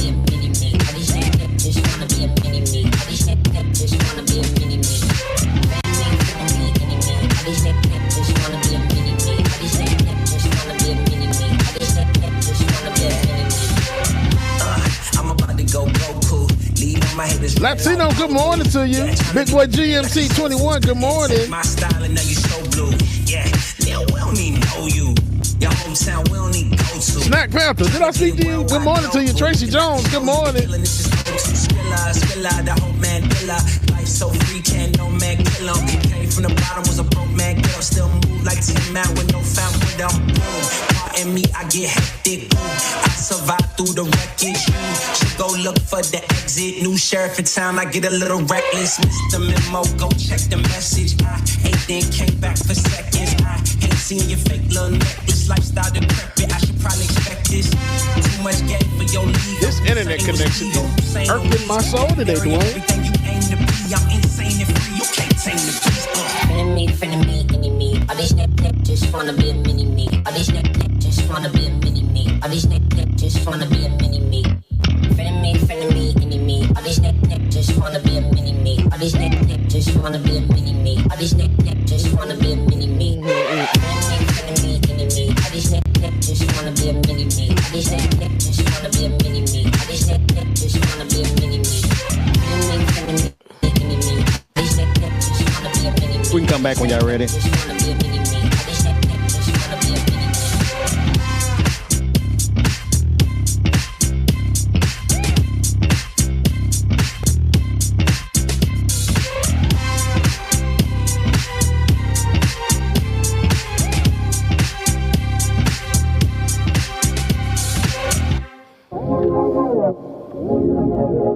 Wait a minute. That's not the right one. This is the original.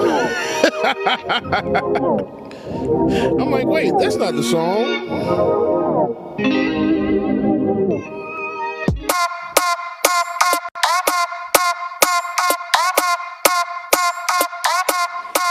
I've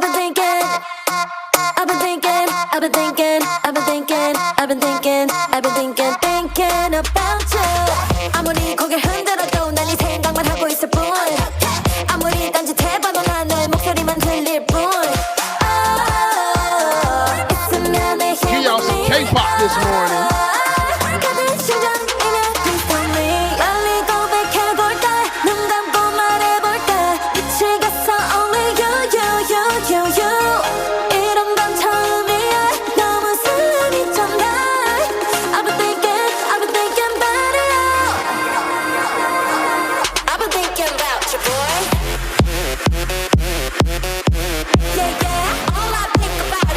If you have not, oh my gosh, Everything Everywhere All at Once. Everything Everywhere All at Once is one of the best goddamn movies I've ever seen.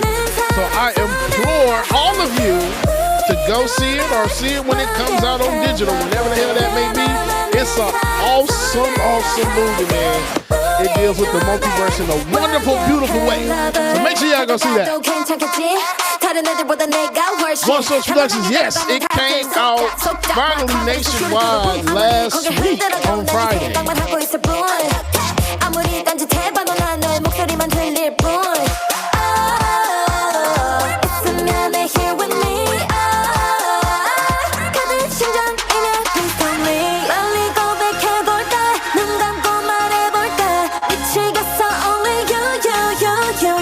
Queen P, I appreciate you.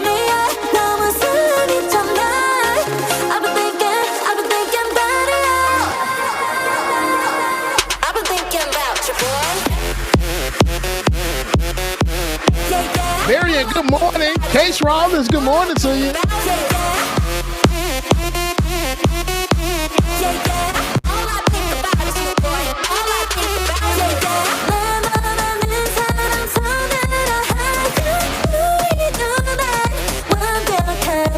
Absolutely, Esther. Make sure you add that to your list. Irish Jones, right. This hip movement in Chattanooga said there's a lot.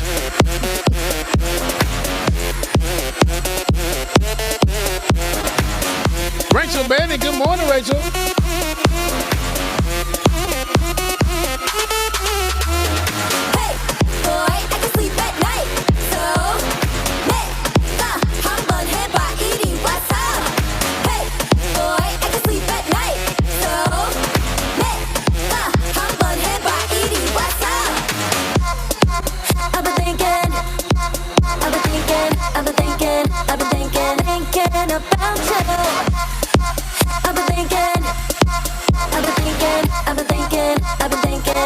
One Source, right?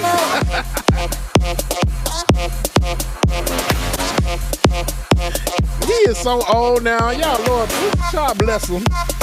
Bless the Pope, baby.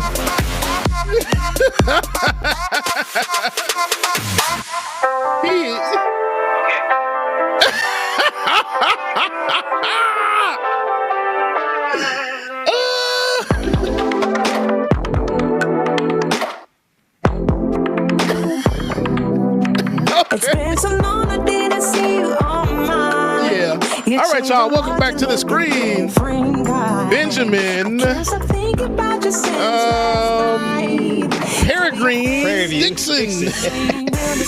Peregrine. What's going on, man? Listen, we're Rebecca Zora be joining us momentarily. James, DJ Exclusive, man. That was a good break. I liked. What was that last song? I was back here voguing. Yeah, I've been thinking. Right. See, even Ben has embraced his gayness a little bit. Hey, gay, you know, he got that little bit. He know what voguing is. Look at that. That's embracing your gay culture.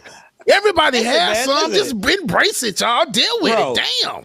Bro, can somebody find the video of my dude in the ambulance? Oh, I don't know if he was on his way to an emergency or coming back from an emergency, but brother was voguing for his life. Like, it's like somebody had a gun up to his head and said, you better vogue or you're going to die. And bro, boom, boom, boom. Bro was, I was like, somebody find that link before the end of the show. Now we got some shenanigans here. Now this first shenanigans, anybody familiar with the rapper by the name of GNU? I'm not. I know he was beloved in DC. So shout out to the folks in DC who loved him and knew him best. We have a clip of something that I think though is B-roll. It's B-roll. Yeah. This is how they celebrated the homegoing of the rapper GNU. Let's put it on the screen, James, and you'll see he went out the way that he loved to be here, which was in the club. You know, he was fitted, fresh to death, has a new meaning. Holding up the wall at the club has a whole new meaning. But the people loved him. And so shout out to everyone who loved him and knew his music. I just thought that you guys could kind of see where we are in the year of our Lord 2022. James. So I'm not trying to laugh. Dwayne, this how y'all do it, Dwayne? Up in y'all area? Do it, I like the way Ben put that. What'd you say, Dwayne? He said he's got nothing to do with it. So, got nothing to do with this. So for those that don't know, just so that everyone's not like, what the hell is going on? That is the rapper's embalmed body on stage. Well, I don't know if it's on stage, but it was propped up against something. It's not hanging like some people thought it was. It was standing on the floor. And there was some shock. Apparently, the funeral home contacted the nightclub to rent the space out for a family event. The nightclub claims, they didn't know. It's Bliss nightclub in DC. Yeah, Bliss night. Yeah, shout out to Bliss. That it was going to happen. That this was going to be done. No, I do want to say, shout out to do it. David, real quick. David, real quick. I want you to finish that, but I want to shout out to the employees of Bliss because they honestly did not know this was going to happen. There was a sister on Twitter who was like, "Yo, don't blame us. We had nothing to do with it. We just showed up to work, and there was a dead body on stage." I think these people need to be compensated. Sorry, because if I walk into work, bruh, and there's now dead body to be found, I'm quitting, but they didn't quit. The workers, they stayed and they served the family. So this isn't a night. This is not like a normal night at the club. This was a wake, like a pre-funeral service, a repast. Yeah. So shout out to the workers who pushed their way through. Solidarity. Look, and you know what though? Unbelievably, and I ain't gonna say unbelievably, but this happens in Florida, where they will pop up their family members in like different scenes. Because there's another one where they had in Florida. There's a guy in his Cadillac or in his car on the stage. One is he propped up in a chair, just sitting there like he's just. Oh, I Got me a cat with the sunglasses on and everything. So, yeah, you know, this it's been happening a lot in the South, and it's like between Mississippi and Florida. It's been happening a lot. Ben, the two places that you from, Ben? You know, not for nothing. It doesn't seem that far different from a wake, in my opinion. The only difference is temperature. That's the only difference. David, that's about right. Because you know, listen, with all due respect to the dead, to the bereaving family, maybe we take him off the screen for this part because I don't want to disrespect the memory of GNU. But you know, bodies melt with all that stuff in them, bro. You know, he was up there like. They really pushed the envelope with that temperature. I hope they had that thing set to like 30 degrees in there, but something tells me it was like 2 degrees from hell in that club. We got someone, which probably isn't that. It probably isn't a joke I probably should have used at that point. Anyway, we're going to get ready for Rebecca Azor. We got another story. No, Cam Newton. She's here. Yeah, no, we're just going to give her a minute so I can get off of that story before I say something. Okay. Why Cam Newton? Did y'all hear? Have y'all been paying attention to what Cam Newton is in trouble for? No? Okay. I'll fill everybody in. We got the clip. Let's, there's a clip. We're going to give Rebecca a second to join the conversation, but Cam Newton had some comments on women. And, well, it's sparking outrage. Let's all take a listen to it together. Cam Newton. I grew up in a 3-parent household. My mom, my father, and my grandmother. I knew what a woman was, not a bad bitch. Okay, what's the difference? A woman. Okay. A bad bitch is, you know, girl, I'm a bad bitch. You know, I'm doing this, I'm doing that. I look the part, but I don't act the part. Okay. A woman for me is handling your own, but knowing how to cater to a man's needs, right? And I think a lot of times when you get that aesthetic of like, I'm a boss bitch, like I'm a this, I'm a that. No, baby, like, but you can't cook. Okay. You don't know when to be quiet. You don't know how to allow a man to lead. He ran into a freight train at the end. It was like touchy. Oh, bruh. Hey, Rebecca Azor, Queen Azor's in the house. How's it going, sis? You're on mute. And I didn't need a second. Did she say that? Did she say that? Good morning, Rebecca. Good morning. I didn't need a second. It was because my audio had changed. I keep hitting the microphone thing. But no, I wish you guys would have introduced me first before we got into that story, because it would suck for me to just go into, uncomfortable mode with that conversation, because I'm the only woman to speak on that. Of how he feels on, or his statements. But good morning, everybody. Sorry I'm late to the party. But Cam Newton, whom I love, is, and not because his sports or anything. When I was in school, I know he was playing, but over there in Tallahassee. But other than that, he's just fine to me. Now, his comments are his own, right? His comments are how he feels about, women, but it's almost like, I think it's his tone. There are a lot of men, like Cam Newton said this. Cam Newton has money. Cam Newton is one of those people who got a mic, podcasting out here in these streets. You know what I'm saying? These men out here podcasting and they're sharing their views. It's the ones who Cam Newton could say this and still go be great. It's the ones who's retweeting, and you click on their pictures and you see their jobs and you see their bodies, and you see that they can't even, they not the ones that are like, So you saying Cam Newton can say this, but other dudes can't? Wait. He can say is that what you say, Rebecca? Is that what you're saying? That's not what I'm saying. I was just about to say, because goddamn it, no.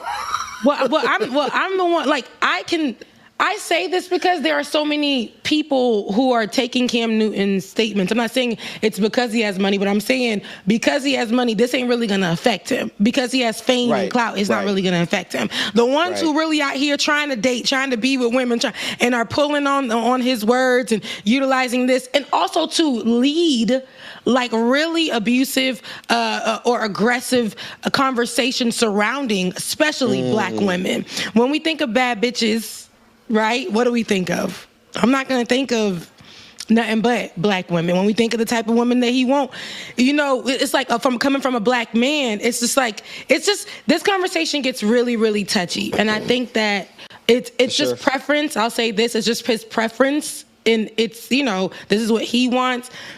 Women who hear this and still want to F with him or still want to mess with him, that's on you.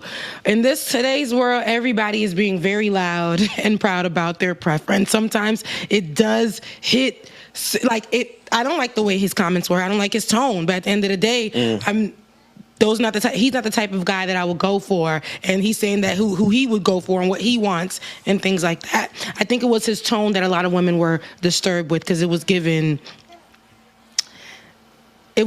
like, I need submissive, I need that in the home, by the kitchen, covered up when I need her to be. But that's his preference. But at the same time, when you spitting on the mic at that level, and there's so many men who look up to you and think that they could go outside and utilize that same rhetoric, but they can't even fix no cars. They can't even, and then they ain't got no money. You know what I'm saying? If they can't oil change your vehicle, but be wanting and expecting something like that in a woman.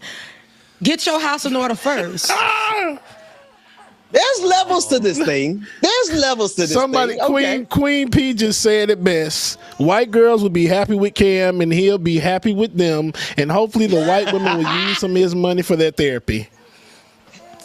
And or the white women won't. It's giving big white woman energy. Or the white women won't kill him and try to get away with it. So and try to get away with it after and go drink and then be chilling at the club the next day. Go ahead, Dwayne. Dwayne. I don't. How much time we got left? 10 minutes? All right. 13. So this opens up like a much deeper conversation, right?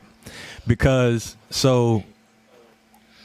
and this is not black women, white women, whatever. Just women in general have been saying for years, like, I want a man that's going to lead. I want a man that's going to take care of me. X, Y, I'm going to pray for you, Dwayne. I'm going to pray for you as you finish this sentence. Look, I know what's coming. This is Dwayne. This is Dwayne and his comments only. I know what's coming from me, right? But so the same women that have been shouting that for so long are the first ones to condemn Cam Newton for saying, I want my woman to be submissive, X, Y, and Z. You know what I mean? So it's like you can't have your cake and eat it too.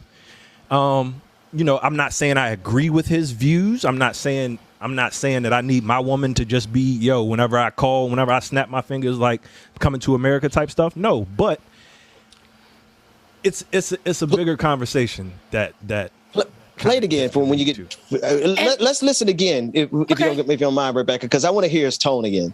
Yeah. All right, here you go.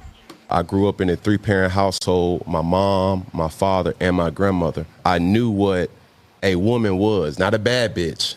Okay, what's the difference? A woman. Okay. Bad bitch is, girl, I'm a bad bitch. I'm doing this, I'm doing that. I look the part, but I don't act the part. Okay. A woman for me is handling your own, but knowing how to cater to a man's needs, right? And I think a lot of times when you get that aesthetic of like, I'm a boss bitch, like I'm a this, I'm a that. No, baby, but you can't cook. Okay. You don't know when to be quiet. You don't know how to allow a man to lead. So that's the tone I'm saying. And it's not like his preference is not an issue. It's like I don't have because the older I get, the more traditional I become, right? The more traditional things start to sprinkle in my shanana. And I want to be able, especially because I plan on dating a man from Africa or Haiti, you got to be able to be in the kitchen. That's just what comes with it, right? So I get that. There are some traditional things that I won't, I just kind of, I have because I grew up in that household. I get it. But it's First of all, his idea, that little piece, his idea of a woman, I'm a bad bitch, and da-da-da-da-da. You know, I think that you can be a bad bitch and still be, you know, somebody who still has traditional values, because it's just, but I think that it's just his preference and what he wants and what he has and what he's looking for. But then again, him saying, you know, a woman who has her own but is able to contribute to her man's needs and things like that. That's also a weight of what a woman has. You know, a man, we traditionally gets to go out, gets to do what he needs to do, like work, and then come home and he has a meal for him. So now he's expecting not only the woman to do those things for him, and if there's children, to take care of the kids, of course, but to have her own. So like at the same time, be not a bad bitch, but a boss bitch, and then, you know, be able to take care of her man and possibly the kids and the household, because that's probably what he's seen growing up. Some women don't want that, but that's what he wants. That's his preference. Now, I did see a little bit more of the interview, and he did, in a way, call out the men. And I can't specifically remember what he said, but he did actually, in a way, condemn the men as well. Now, if a man is looking for a bad, you know, what they're saying, a bad bitch. I keep saying that and it's hilarious. But if the man is looking for a bad bitch, then he then he needs to make sure that he has what it takes to get that. You can't be saying, that's what I'm looking for. I see a lot of these men on these mics. Like I said, they will invest in the microphone, but you go to their bathroom and behind their toilet seat is ridiculous because they don't know how to clean that up. They will invest in the microphone to put down women, but cannot at all, for the life of me, know how to put a screwdriver into a screw and get things done. You see, but this is what if you want a woman to go cook, we gonna need men to go make sure you're making money for real, and make sure you're able to do things around the house, mow the lawn. If you want a woman to make sure she's able to take care of the kids, if you want to make it traditional, that's what we're gonna have to be. That's the conversation. So you can't be out here saying that you want a submissive woman and you can't even put nothing together. When the refrigerator is broken, it's leaking, you can't do nothing to put it together, and then you ain't got no money to call the repairman. But it's the part where he said, you don't know how to be quiet for me. That just kind of threw everything else out the window. That was disturbing too. But look, now I'm a woman. I talk a lot, as you guys can see. I talk a lot. And there are times where I might get with the man. And like I said, this is for me. This is my preference, just like it was Cam's preference. When I'm in a room sometimes, and if a guy allows me to, that was a guy too. If a guy allows me to, see, I will. You heard the ringtone the way. You need to be quiet. You need to be quiet. No, if a guy allows me to. Watching Rebecca go off right now, like, hey. Somebody watch it, bro. Her lying ass. They were like, she lying on TV. If a guy allows me to, because I'm so dominant, you know, it's gonna be like if you can't get me together, if you can't look at me. And then it hits me in my soul where it's like, okay, I might be doing a little bit too much. Because sometimes I do a lot, and sometimes I will. I just don't think Cam has a right to declare all those things simply because he has money. Does he have anything worthwhile to say for a woman to shut up? What I'm saying is he's still gonna get women, period. Who cares? They're gonna look at just because having he has money, and they're going to continue to be like, I will be quiet for Cam. I will be submissive for Cam. Now, the guys who really are like gassing him up just for that part. Like I said, he did have the conversation about men as well. You got to watch the full interview. However, those comments saying, you need to know when to be quiet. In that tone, there are some women who can understand that. There are some women who are okay with that. Now, there are other women who saying, "What the hell?" How you simultaneously? I love you. You are simultaneously. Because I don't want to say a bad. But you also are very like, but I'll be quiet if you tell me to. No, right? Then it's like my mind is all over the place right now. But that's almost. You gotta understand. Traditionally for me, like especially growing up in my household, there are things that I will take, and there are things that I won't. I'll be in the room with my man, and sometimes y'all see my mouth. Sometimes it goes here, there, everywhere, and instead of my man being like, trying to rough me up, all he gotta do is give me a look, and I'm gonna be like, oh, rough you up. Dang.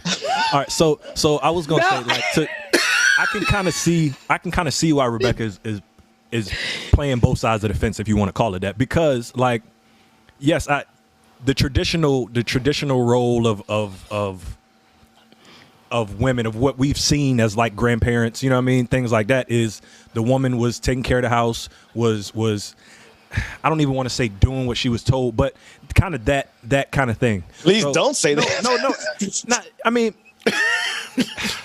it's tough for me to choose the right words, but I can see why she's doing that, because I feel like the generation we're in right now is stuck in the middle of, we want both the traditional and the new age, like new millennium kind of way of doing things. But you can't have it both ways. And I saw somebody ask me, I don't remember who it was, asking in the chat how many women have told me this when I made my first point. Make it clear, I've been off the market for a long time. I ain't in these streets. I ain't in these streets no more. But the internet will tell you just about anything you want to know. I gotta make that clear, because no, I ain't out here. Ain't no women telling me this right now. Got a nice happy home. We're gonna keep it that way. That's right. Okay. This only other thing I would say. That's the only thing I'm going to say. Isn't there? There's a lot more to. If I were to ever go back on the market, which I probably won't ever go on the market, but I'm not looking for a bad bitch. Can we get some aunties? Like, there's a whole range of black women. This goes between like your traditional grandma and Cam Newton's bad bitch, right? Can we get like the aunties that, you know, still know how to throw it back in the club, but also know how to cook a hot meal? You know what I mean? There are several. Oh, because this delay is terrible. There are several definitions of a bad bitch, so it would depend on what type of bad bitch you're referring to. My definition of a bad bitch is going to be, you know, a female that handles her business, does what she does, knows how to treat a man, but it's just like, she cool. She does her own thing. I do mine. She got her own money. She don't depend on me for no money. That's, to me, is a bad bitch, a boss bitch. Honestly, that's what I consider a bad bitch to be. I get it. I'm right there with you. I understand. Everybody has their different definition of what that may look like in your life. Just like Kevin Samuels keeps talking about a high value man. And for men, for so many men, for so many different men, high value men. I don't know why that tickles me so much right now. So many different men will say, I'm a high value man, but you looking at this man say he high value, and you look at this other man saying he high value, and it definitely differs. What a high value man is for me may not be what a high value man is for the next person. High value man. Now, a high value man might think that he grabs a microphone, because I got a problem with these podcasts and high value men. They might grab these microphones, right?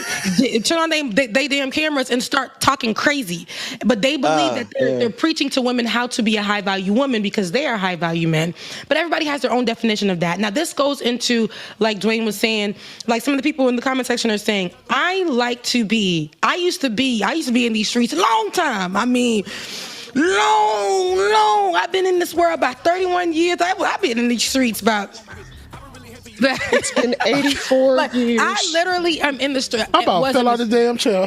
When I grew, but I'm like, the older I'm getting, and the more I know that if I want a certain type of person, or if I want to, I know that they're gonna be. It's not me changing who I am. These are values that I grew up with, so I can tap into those things. That's true. You know, and so it's your preference. Nowadays, I think that we're so, and here I go, sound like an auntie, because I'm mixed of a bad bitch and an auntie. What auntie's that? Here I am, sound like an auntie.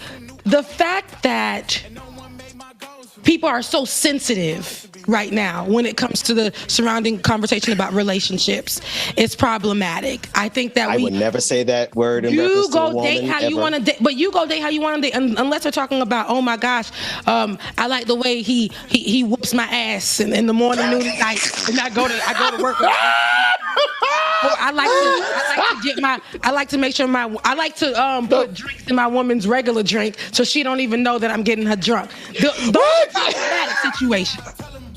Wait a minute. We took a whole turn somewhere. What's my man wanting a woman to cook and be a little bit submissive, and I don't think that a woman wanting her man to be able to change the tires and mow the lawn is problematic. But if that's not what you want, go find what you want. Join a different conversation. Twitter has different spaces for those things. But yep, that's my after party. After party. After party. Hey. Actually, I gotta go a little early. give me my props. You ain't got no soul, you lacking the spirit. You talk out your neck, I'ma show you I'm with it. I would really hate for you that conversation went left win again. I know it's real quick. When I'm sitting so if I ever win again, it's nobody the minimum. I didn't have to see my soul. Oh, yeah. Please don't play no games with me. All right, y'all. Make sure that y'all stay tuned. After party is starting up next.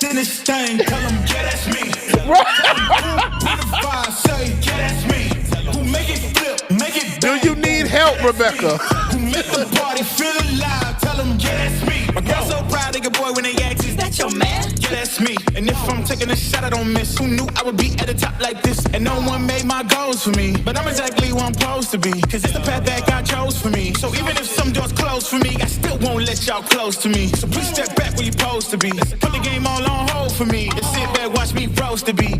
It's in my genes, I'm better than them. And I know my flow too sick, I got the medicine. I'm way at the top, who could take my place? I went too hard. All right, y'all. We thank y'all again for tuning in. We are now going to the after party, man. And you too can get access to the after party by going to patreon.com/LikeItOrNot, patreon.com/the BPD show.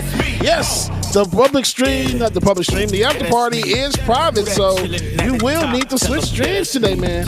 So we will see you in the after party. If we don't see you in the after party, then we'll see y'all tomorrow. Your affirmation for today is true happiness is inside me. True happiness is inside me. That is a terrible affirmation because that can go so many ways. True happiness is inside me. Yeah, that ain't happiness. That's something else attached to, you know what? We'll see y'all tomorrow.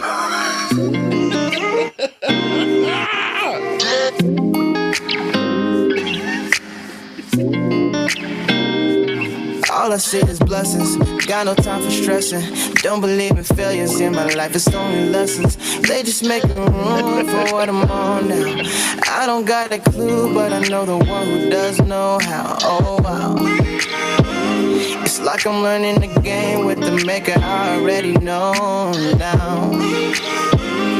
Destiny has my name, know it's coming, it'll never go. I know that we all gonna be alright. We gon' make it through if it takes us all night. No matter what the odds may bring our way, I can see the blessings coming our way. Yeah, yeah, yeah. Blessings on blessings, yeah. I can see the blessings coming our way. Our way, our way. Blessings on blessings, yeah. I can see the blessings coming our way. I can't say that life's been perfect or complain. Absolutely not, Brother Dragon. I got the link earlier today. And all because of who he is working. And alone, good morning, Mary C. Valley Girls, what's going on there? MTV404. Probably good morning. He's working me and molding me who he wants me to be. Must be good, right? We gon' make it through if it takes us all night. No matter what the odds may bring our way, I can see the blessings coming our way. Yeah, yeah, yeah. Blessings on I wanna see. Yeah. I can see the blessings coming our way. Our way, our way. Blessings on blessings, yeah. I can see the blessings coming our way. I can see the blessings. And they call her real quick too. Leaning on the change in my heart for your Warren Register, good morning. Reflection. I fiend for your correction. The cross brought the connection in through Jesus. Rebecca, just be ready to pay for your own shit today, okay? Living like whatever. Through the rain, I feel you drawing closer. Lord, make me better. Take me, shape me, use me. I am yours. Take me, break me for the glory of the Lord. Okay, not only does he hold me when I'm down and feel I'm folding. My coach when I'm the goalie, never lonely. Got that hope in he who holy, holy, holy. Keep that rugged cross all on me. Need that spirit to control me. Seek that word to come and mold me. Yeah. It's like y'all welcome back to the screen, Rebecca and Ben. Yeah. It's like I can feel the blessings coming my way. I know that Rebecca. Hey. Yeah. I have the biggest cheek.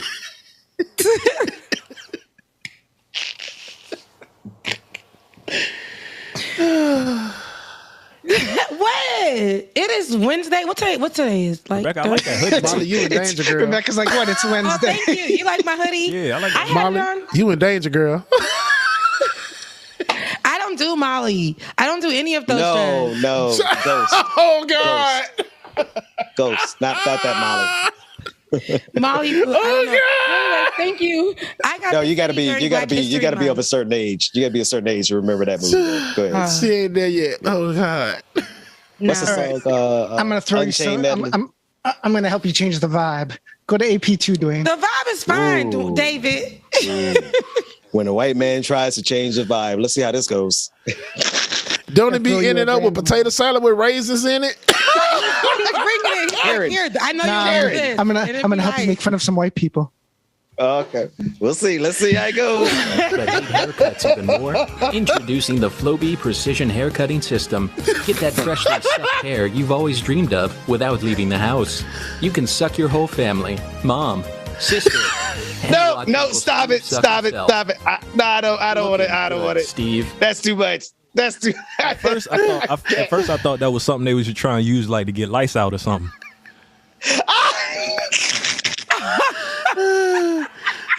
This was real, by the way. Why did we really? First of all, why did we just watch that? And I didn't like the way it was given, like the. I'm not gonna do it. Predator vibes. It gave some predator vibes. Yeah, the wrist motion on that baby's head was bothering me. I ain't like that. But it's wait. I need to know. You said this the was whole a real thing finish. God damn it! This that was it. Yeah, this was a real commercial. Play one more time so they kiss. So we can. No. We don't have to play it again. I don't want to hear about you sucking your family and sucking this. That's enough sex for one day. Suck the whole family. Guy, come on. We get it. They like to suck. Okay, what's next? Jesus Christ. All right. They're talking about haircuts, man. You just made it sexual. What the hell? But they made it sexual. I really want to know if that was always on sex these days. Like, oh my God. It's human nature. Oh my goodness. What are you? I got a screen. I got a screen. I got to screen these. What's the next one? All right, AP1. We in the after party, man. Shut the hell up. Act TV knew what they were getting. Okay. Are you ready? I love this. Head guard. Number 1, Jameson JT McGee. Get guard from Concord, North Carolina. Number 1, Jameson JT McGee. That's dope, but I'd be mad if I was them other little kids. Like, hold on, wait. Why he the only one to get an introduction? We out here on the court already waiting to play. He got the best dad. Right. He got the best dad in the world. We got to wait on him. Oh, man. Little LeBron James out there waiting in the tunnel because his. But can he play? I mean, because you don't want to announce your kid out there and he can't play. He go out there and throw the ball on the other side. I'm joking. Of course it matters. I was gonna say because my kid will probably joking. The kid could probably suck because I think my kid, depending on who they daddy is, if it's basketball, I'm not sure. Like digging in my nose. If it's soccer, maybe, but I'm always gonna cheer for my kid. You know, like I watch this. Not if they suck. If they suck, I'm gonna tell my kids to go practice. I watched this comedy special, and this man was like, it's a job when you really have to cheer on for your kid and he ain't good, but you still doing it. Like that is a responsibility for a parent. Your kid be like just sucking, like come on, that's my baby, and then they just really suck. James, here's a question. Luke Kane said it. He's like, if your kid is boo-boo, just cheer with an indoor voice. It's like, okay, go, little Greg. Yeah, you suck ass, but little Greg. Yeah, let me stop playing. Send them a text message of encouragement if they really suck. That's how you do. Because I'm not sitting there cheering on my baby and they coming in 12th place. Come on, man. I am 12. I see you. Yeah, I'm 12. Right. I'm going to be the loudest mother sucker out there because me as an uncle, I'm already loud for my nieces and nephews. You're the first to lose. My own child, man, I'm about to have my whole DJ set up out there. I'm about to play every damn thing. Oh, no, I might for 12th place? I might be with Ben on this one. I hate to lose myself, so I ain't trying to raise no losers out here. But you're the first to lose, second place. That could develop their confidence levels so that their self-delusion. Their self-delusion. And that's another thing. Not to get too serious, but that's the problem right now with stuff now because everybody got to get a trophy. Yes, everybody got to get it. You know what I mean? Everybody you just raising people that are. I mean, we just raising a generation of mediocrity. Oh man! We don't give Dwayne a mic. Your participation Dwayne is one of those people trophy. I talk about with the mic. Nah, because Dwayne is one of the people that talk about men with the mics. That's dead ass. Men with the mics. If we are out here, that's real though. Promoting last place all the time. Why would kids want to try to get better? Well, you know what? It's a fact. The fact that how are we any better than Marjorie Taylor Greene and Donald Trump? We promoting losers, and then how are we any better than them promoting those mediocre losers over there? Like, we need winners on our side. I'm just messing with you, but go ahead. Oh look, well, no, I'm the only one that disagrees at this point. I do agree with you, but I remember, as great as I am as a person, there were times where I didn't make it first. There were times that I didn't even make it last. I remember the time that when I was a cheerleader, they had made me try out again. And they put me on, at this point I was senior level, and they tried to put me on the junior team. Oh, I ripped that place a new one. I ripped that place apart. And what I did do was go on the junior team for a few months. And then they were like, why is Rebecca on the junior team? That's because my cheer coach was hating.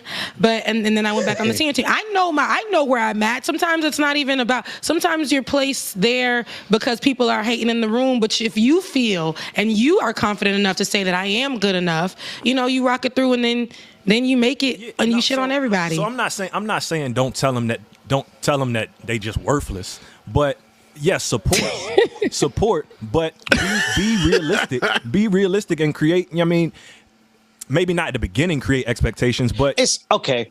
Set proper expectations. Yeah. Like you can't. Yes. Yeah. If you just out here like coming in last all the time, maybe this ain't for you. Maybe you.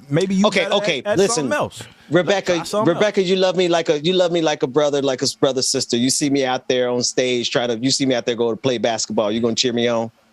Are you gonna say sit down somewhere? I'm gonna cheer you on in front of everyone. When it's me and you, I'm gonna say, hey Ben, do you think James, pull me, please. Help your boy. No, I'm gonna say, Ben, do you think that's what you really want to do? Right, I'm gonna support you and I'm gonna cheer for you, but the minute that you start playing like you ain't got no goddamn sense, then I'm like, bro, like my ankles are currently wrapped up. What I'm saying is, we can help people. I'm not saying don't encourage people's dreams, but I think we have a responsibility to tell some people when you might be out of pocket here. You might want to try another lane. That's all I'm saying. Yeah. No, I understand. I agree with that. Now, in front of everybody, to keep my confidence up, to, whatever, I'm going to make sure I support you in that time. If we're inside of a room, a boardroom, a meeting, my babies are on the court, it's some hating parents in the room because you know what I'm saying? Already talking about my kid, their bullies are in the space, whatever the case may be. But when it's me and my baby one-on-one, I'm just the conversation will pan out the way that you're saying. It'll be like, hey, is this something that you really want to do? Are you really interested in this? Because you're not giving it full. You're not giving it everything Rebecca. That you got. Yeah. So you know what I'm saying? A good example of this. I know y'all watched American Idol before, right? So you know how before at the beginning when they doing the tryouts. The funniest part is the people who are just awful. Those people had people telling them their whole life, "Oh, you the best. You the best." So they got out there on the national stage and looked like a dummy. See, my mama didn't let me do that. When I was little, I thought I could sing. I was Donnell Jones. I thought I was the man. Till one day she was like, hold on, baby. That ain't it. Let me. So from then on, I knew, all right, cool. That ain't my lane. I ain't gonna be out here, getting my Maxwell and Donnell Jones. Man. So we just gotta be realistic with our expectations. Hey, Ben did us like that in college. We got up, and Ben probably don't remember this. It was me, him, and somebody else, I don't know who it was, got up doing the talent show over the summer, and we sang Blackstreet, Don't Leave. I said, Ben, we need to go to the studio, bro. Like, we can go to the studio. Ben said, bro, we ain't go to the studio, but do nothing in the studio but waste time. I'm like, damn, well, I guess I sound like shit then. It was where I want to be with the little raindrops. Where I want to be. Wait a minute. Wait, I'm not about to sing it right now. But when I was about, I don't know if I can own that story, man. Yeah, that was I could sing that song. At least I thought. James, I ain't do that to y'all. I don't remember that. A message. Ben. Yeah. I was a little tyrant, man. I remember. I never forget riding across from the beach on my truck. Remember, I had a little truck. I had all the boys on the back of the truck. I don't know what they did. I don't know what they had said. They had hurt my little feelings. I ain't gonna lie. They said something that hurt my little feelings. I pulled over. Said, everybody, if you don't die, get off the truck now. I had 12 dudes jump off my truck and walk all the way back to Cooker. The Lord has delivered me from being a little Napoleon tyrant. I'm a much better human being now. So you're right. I could have. It's in the realm of possibilities. It's in the realm of possibilities, James. I apologize. Dang, y'all old. It was funny as hell though. Yeah, I'm computer love old. That's how old I am. I wonder where I was. So we went to school in '98. Ooh. Woo. I was 8 years old. I went to college when I was 8 years old. But we're only 10 years apart, so I feel like that's so Fresh Prince of Bel-Air was still on TV when we went to college. Martin was still like one of the top things on TV when we were in school. Oh man, that's wild. Mary Shackles was a brand new hit. Shackles off my feet. So they was and then when I was in high school. See, I was 8 years old at the time when that song came out, right? But when I was in high school, the white Christian station was still playing that song. It was the only gospel song that they would play. Every single that's all they had. Way FM. Way FM. Shout out to Way FM. Way FM.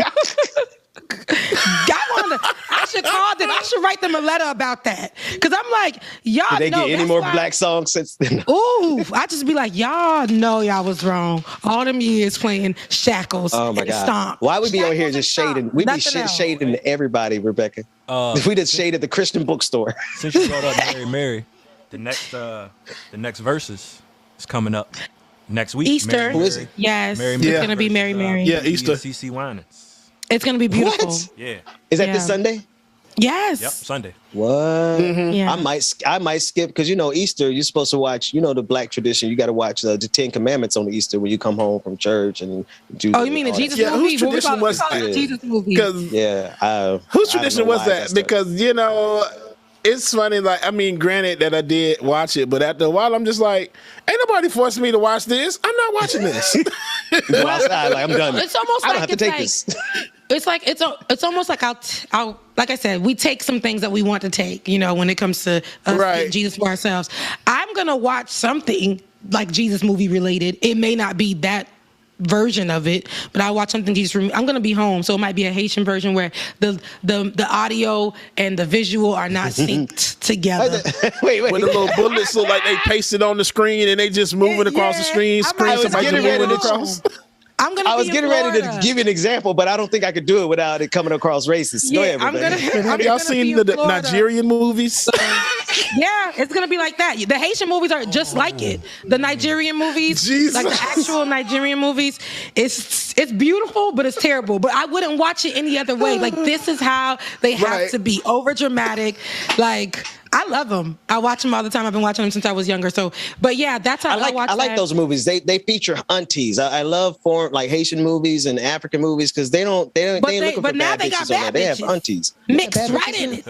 Yes, they do. Okay. Yes, they do. Yes, the ones on Netflix, the African shows on Netflix. I'm like, damn, y'all actually really good. And then they're gonna have the bad bitches. Yeah, it's a mix now because now they have been opened up to whatever else is happening and whatever else is popularized in the world, and they do it. And it's funny because they've been doing those kind of things, but now they know when they call to ask for clothes and stuff, they be like, can you send me crop tops? Can you send me, it's not just, hey, send me what you got. Now it's just like, can you send me your old iPhone? Can you send me this because I'm ready to TikTok? No, wait, they're getting specific.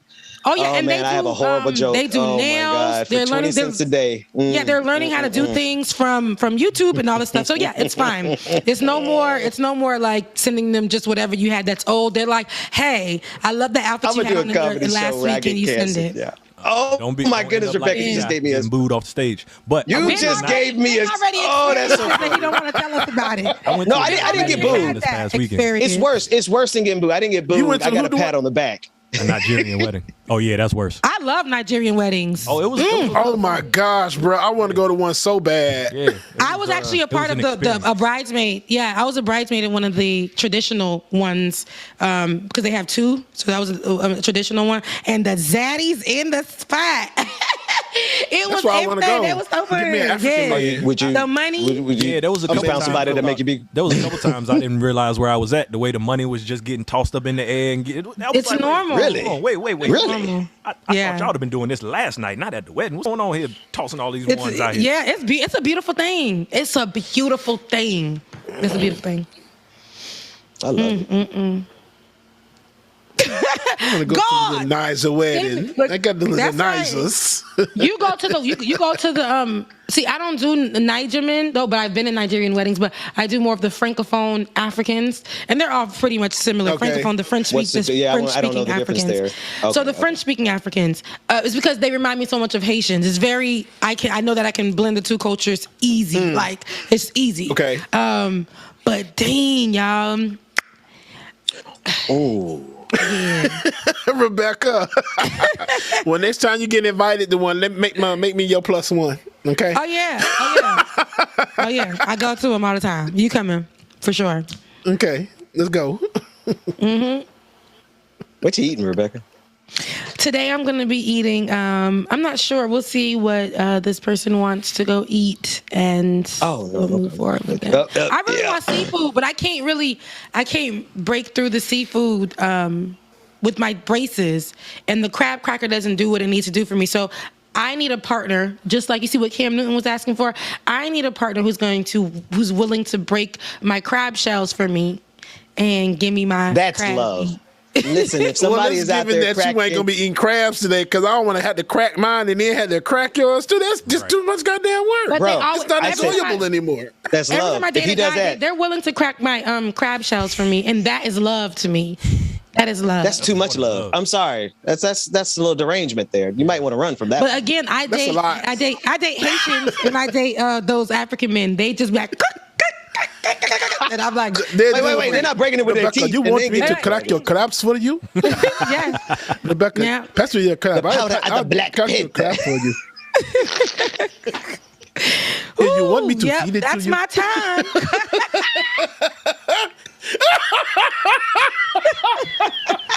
The camera says she will have no affiliation with this segment. Hacked in and was like, "Yep, time for your camera." to be off." Get it right. Let me get this girl off the screen before we ain't got no Right, relationship Dwayne, no like, you more. know what? Let me go ahead and cut her ass, because right now she's tripping. Now, this is a good place to your end, yeah. camera has been cut off because now you are acting up. You should not be talking about these things on the internet. I'll get And he's Benjamin probably Dixon gonna on the say- show. he's probably gonna Not be with like, why Bubba you and got- Benjamin. He's probably gonna say, "Why you got that man with the Benjamin Dixon accent on doing the show. that? I don't like that accent." The Benjamin Dixon on that show. The way. Okay, y'all. So that's my time. I won't be on the show tomorrow because I will be traveling to Florida. I will see you guys on Friday. I'll be in Florida though, and then so I'll see y'all then. All right, y'all. Let's get out of here. We got 7 minutes back in your day, as they say at the corporate world. We'll see you in the morning. Take care, everybody. I hate when they say that shit. That shit irks my nerves. No, I don't get 7 minutes back in my day because now I gotta still go work. You son of a. Anyway, y'all, we thank y'all for tuning in. We love y'all. Mean it. Hey man, go do something great for yourself today. Today is Wednesday, Hump Day. Make sure that y'all gonna be great. Your affirmation for today, before we get out of here, is not gonna be true happiness is inside of me. It popped up again, but that ain't it today. I am strong enough to overcome anything weighing me down. I am strong enough to overcome anything weighing me down. All right, y'all. Love y'all. Mean it. We will see y'all in the manana tomorrow in the morning, whatever the hell it is. We'll see y'all then. Love y'all. Mean it. Go be great. Deuces. Don't mess up the mood. Don't mess up the mood. Yeah, I work too hard for it. Yeah. Don't mess up the mood. Oh, it's so crucial. I gotta keep it. It's in the ass everywhere. No, it's not a secret. And I bet they didn't think that I'd ever get it. Everything you done, I get it. The life you dreaming, I live it. And I'm coming in how you better get out the kitchen. Yeah, I could make a hit on whatever you pitching. Baby, let me fill up whatever you missing or you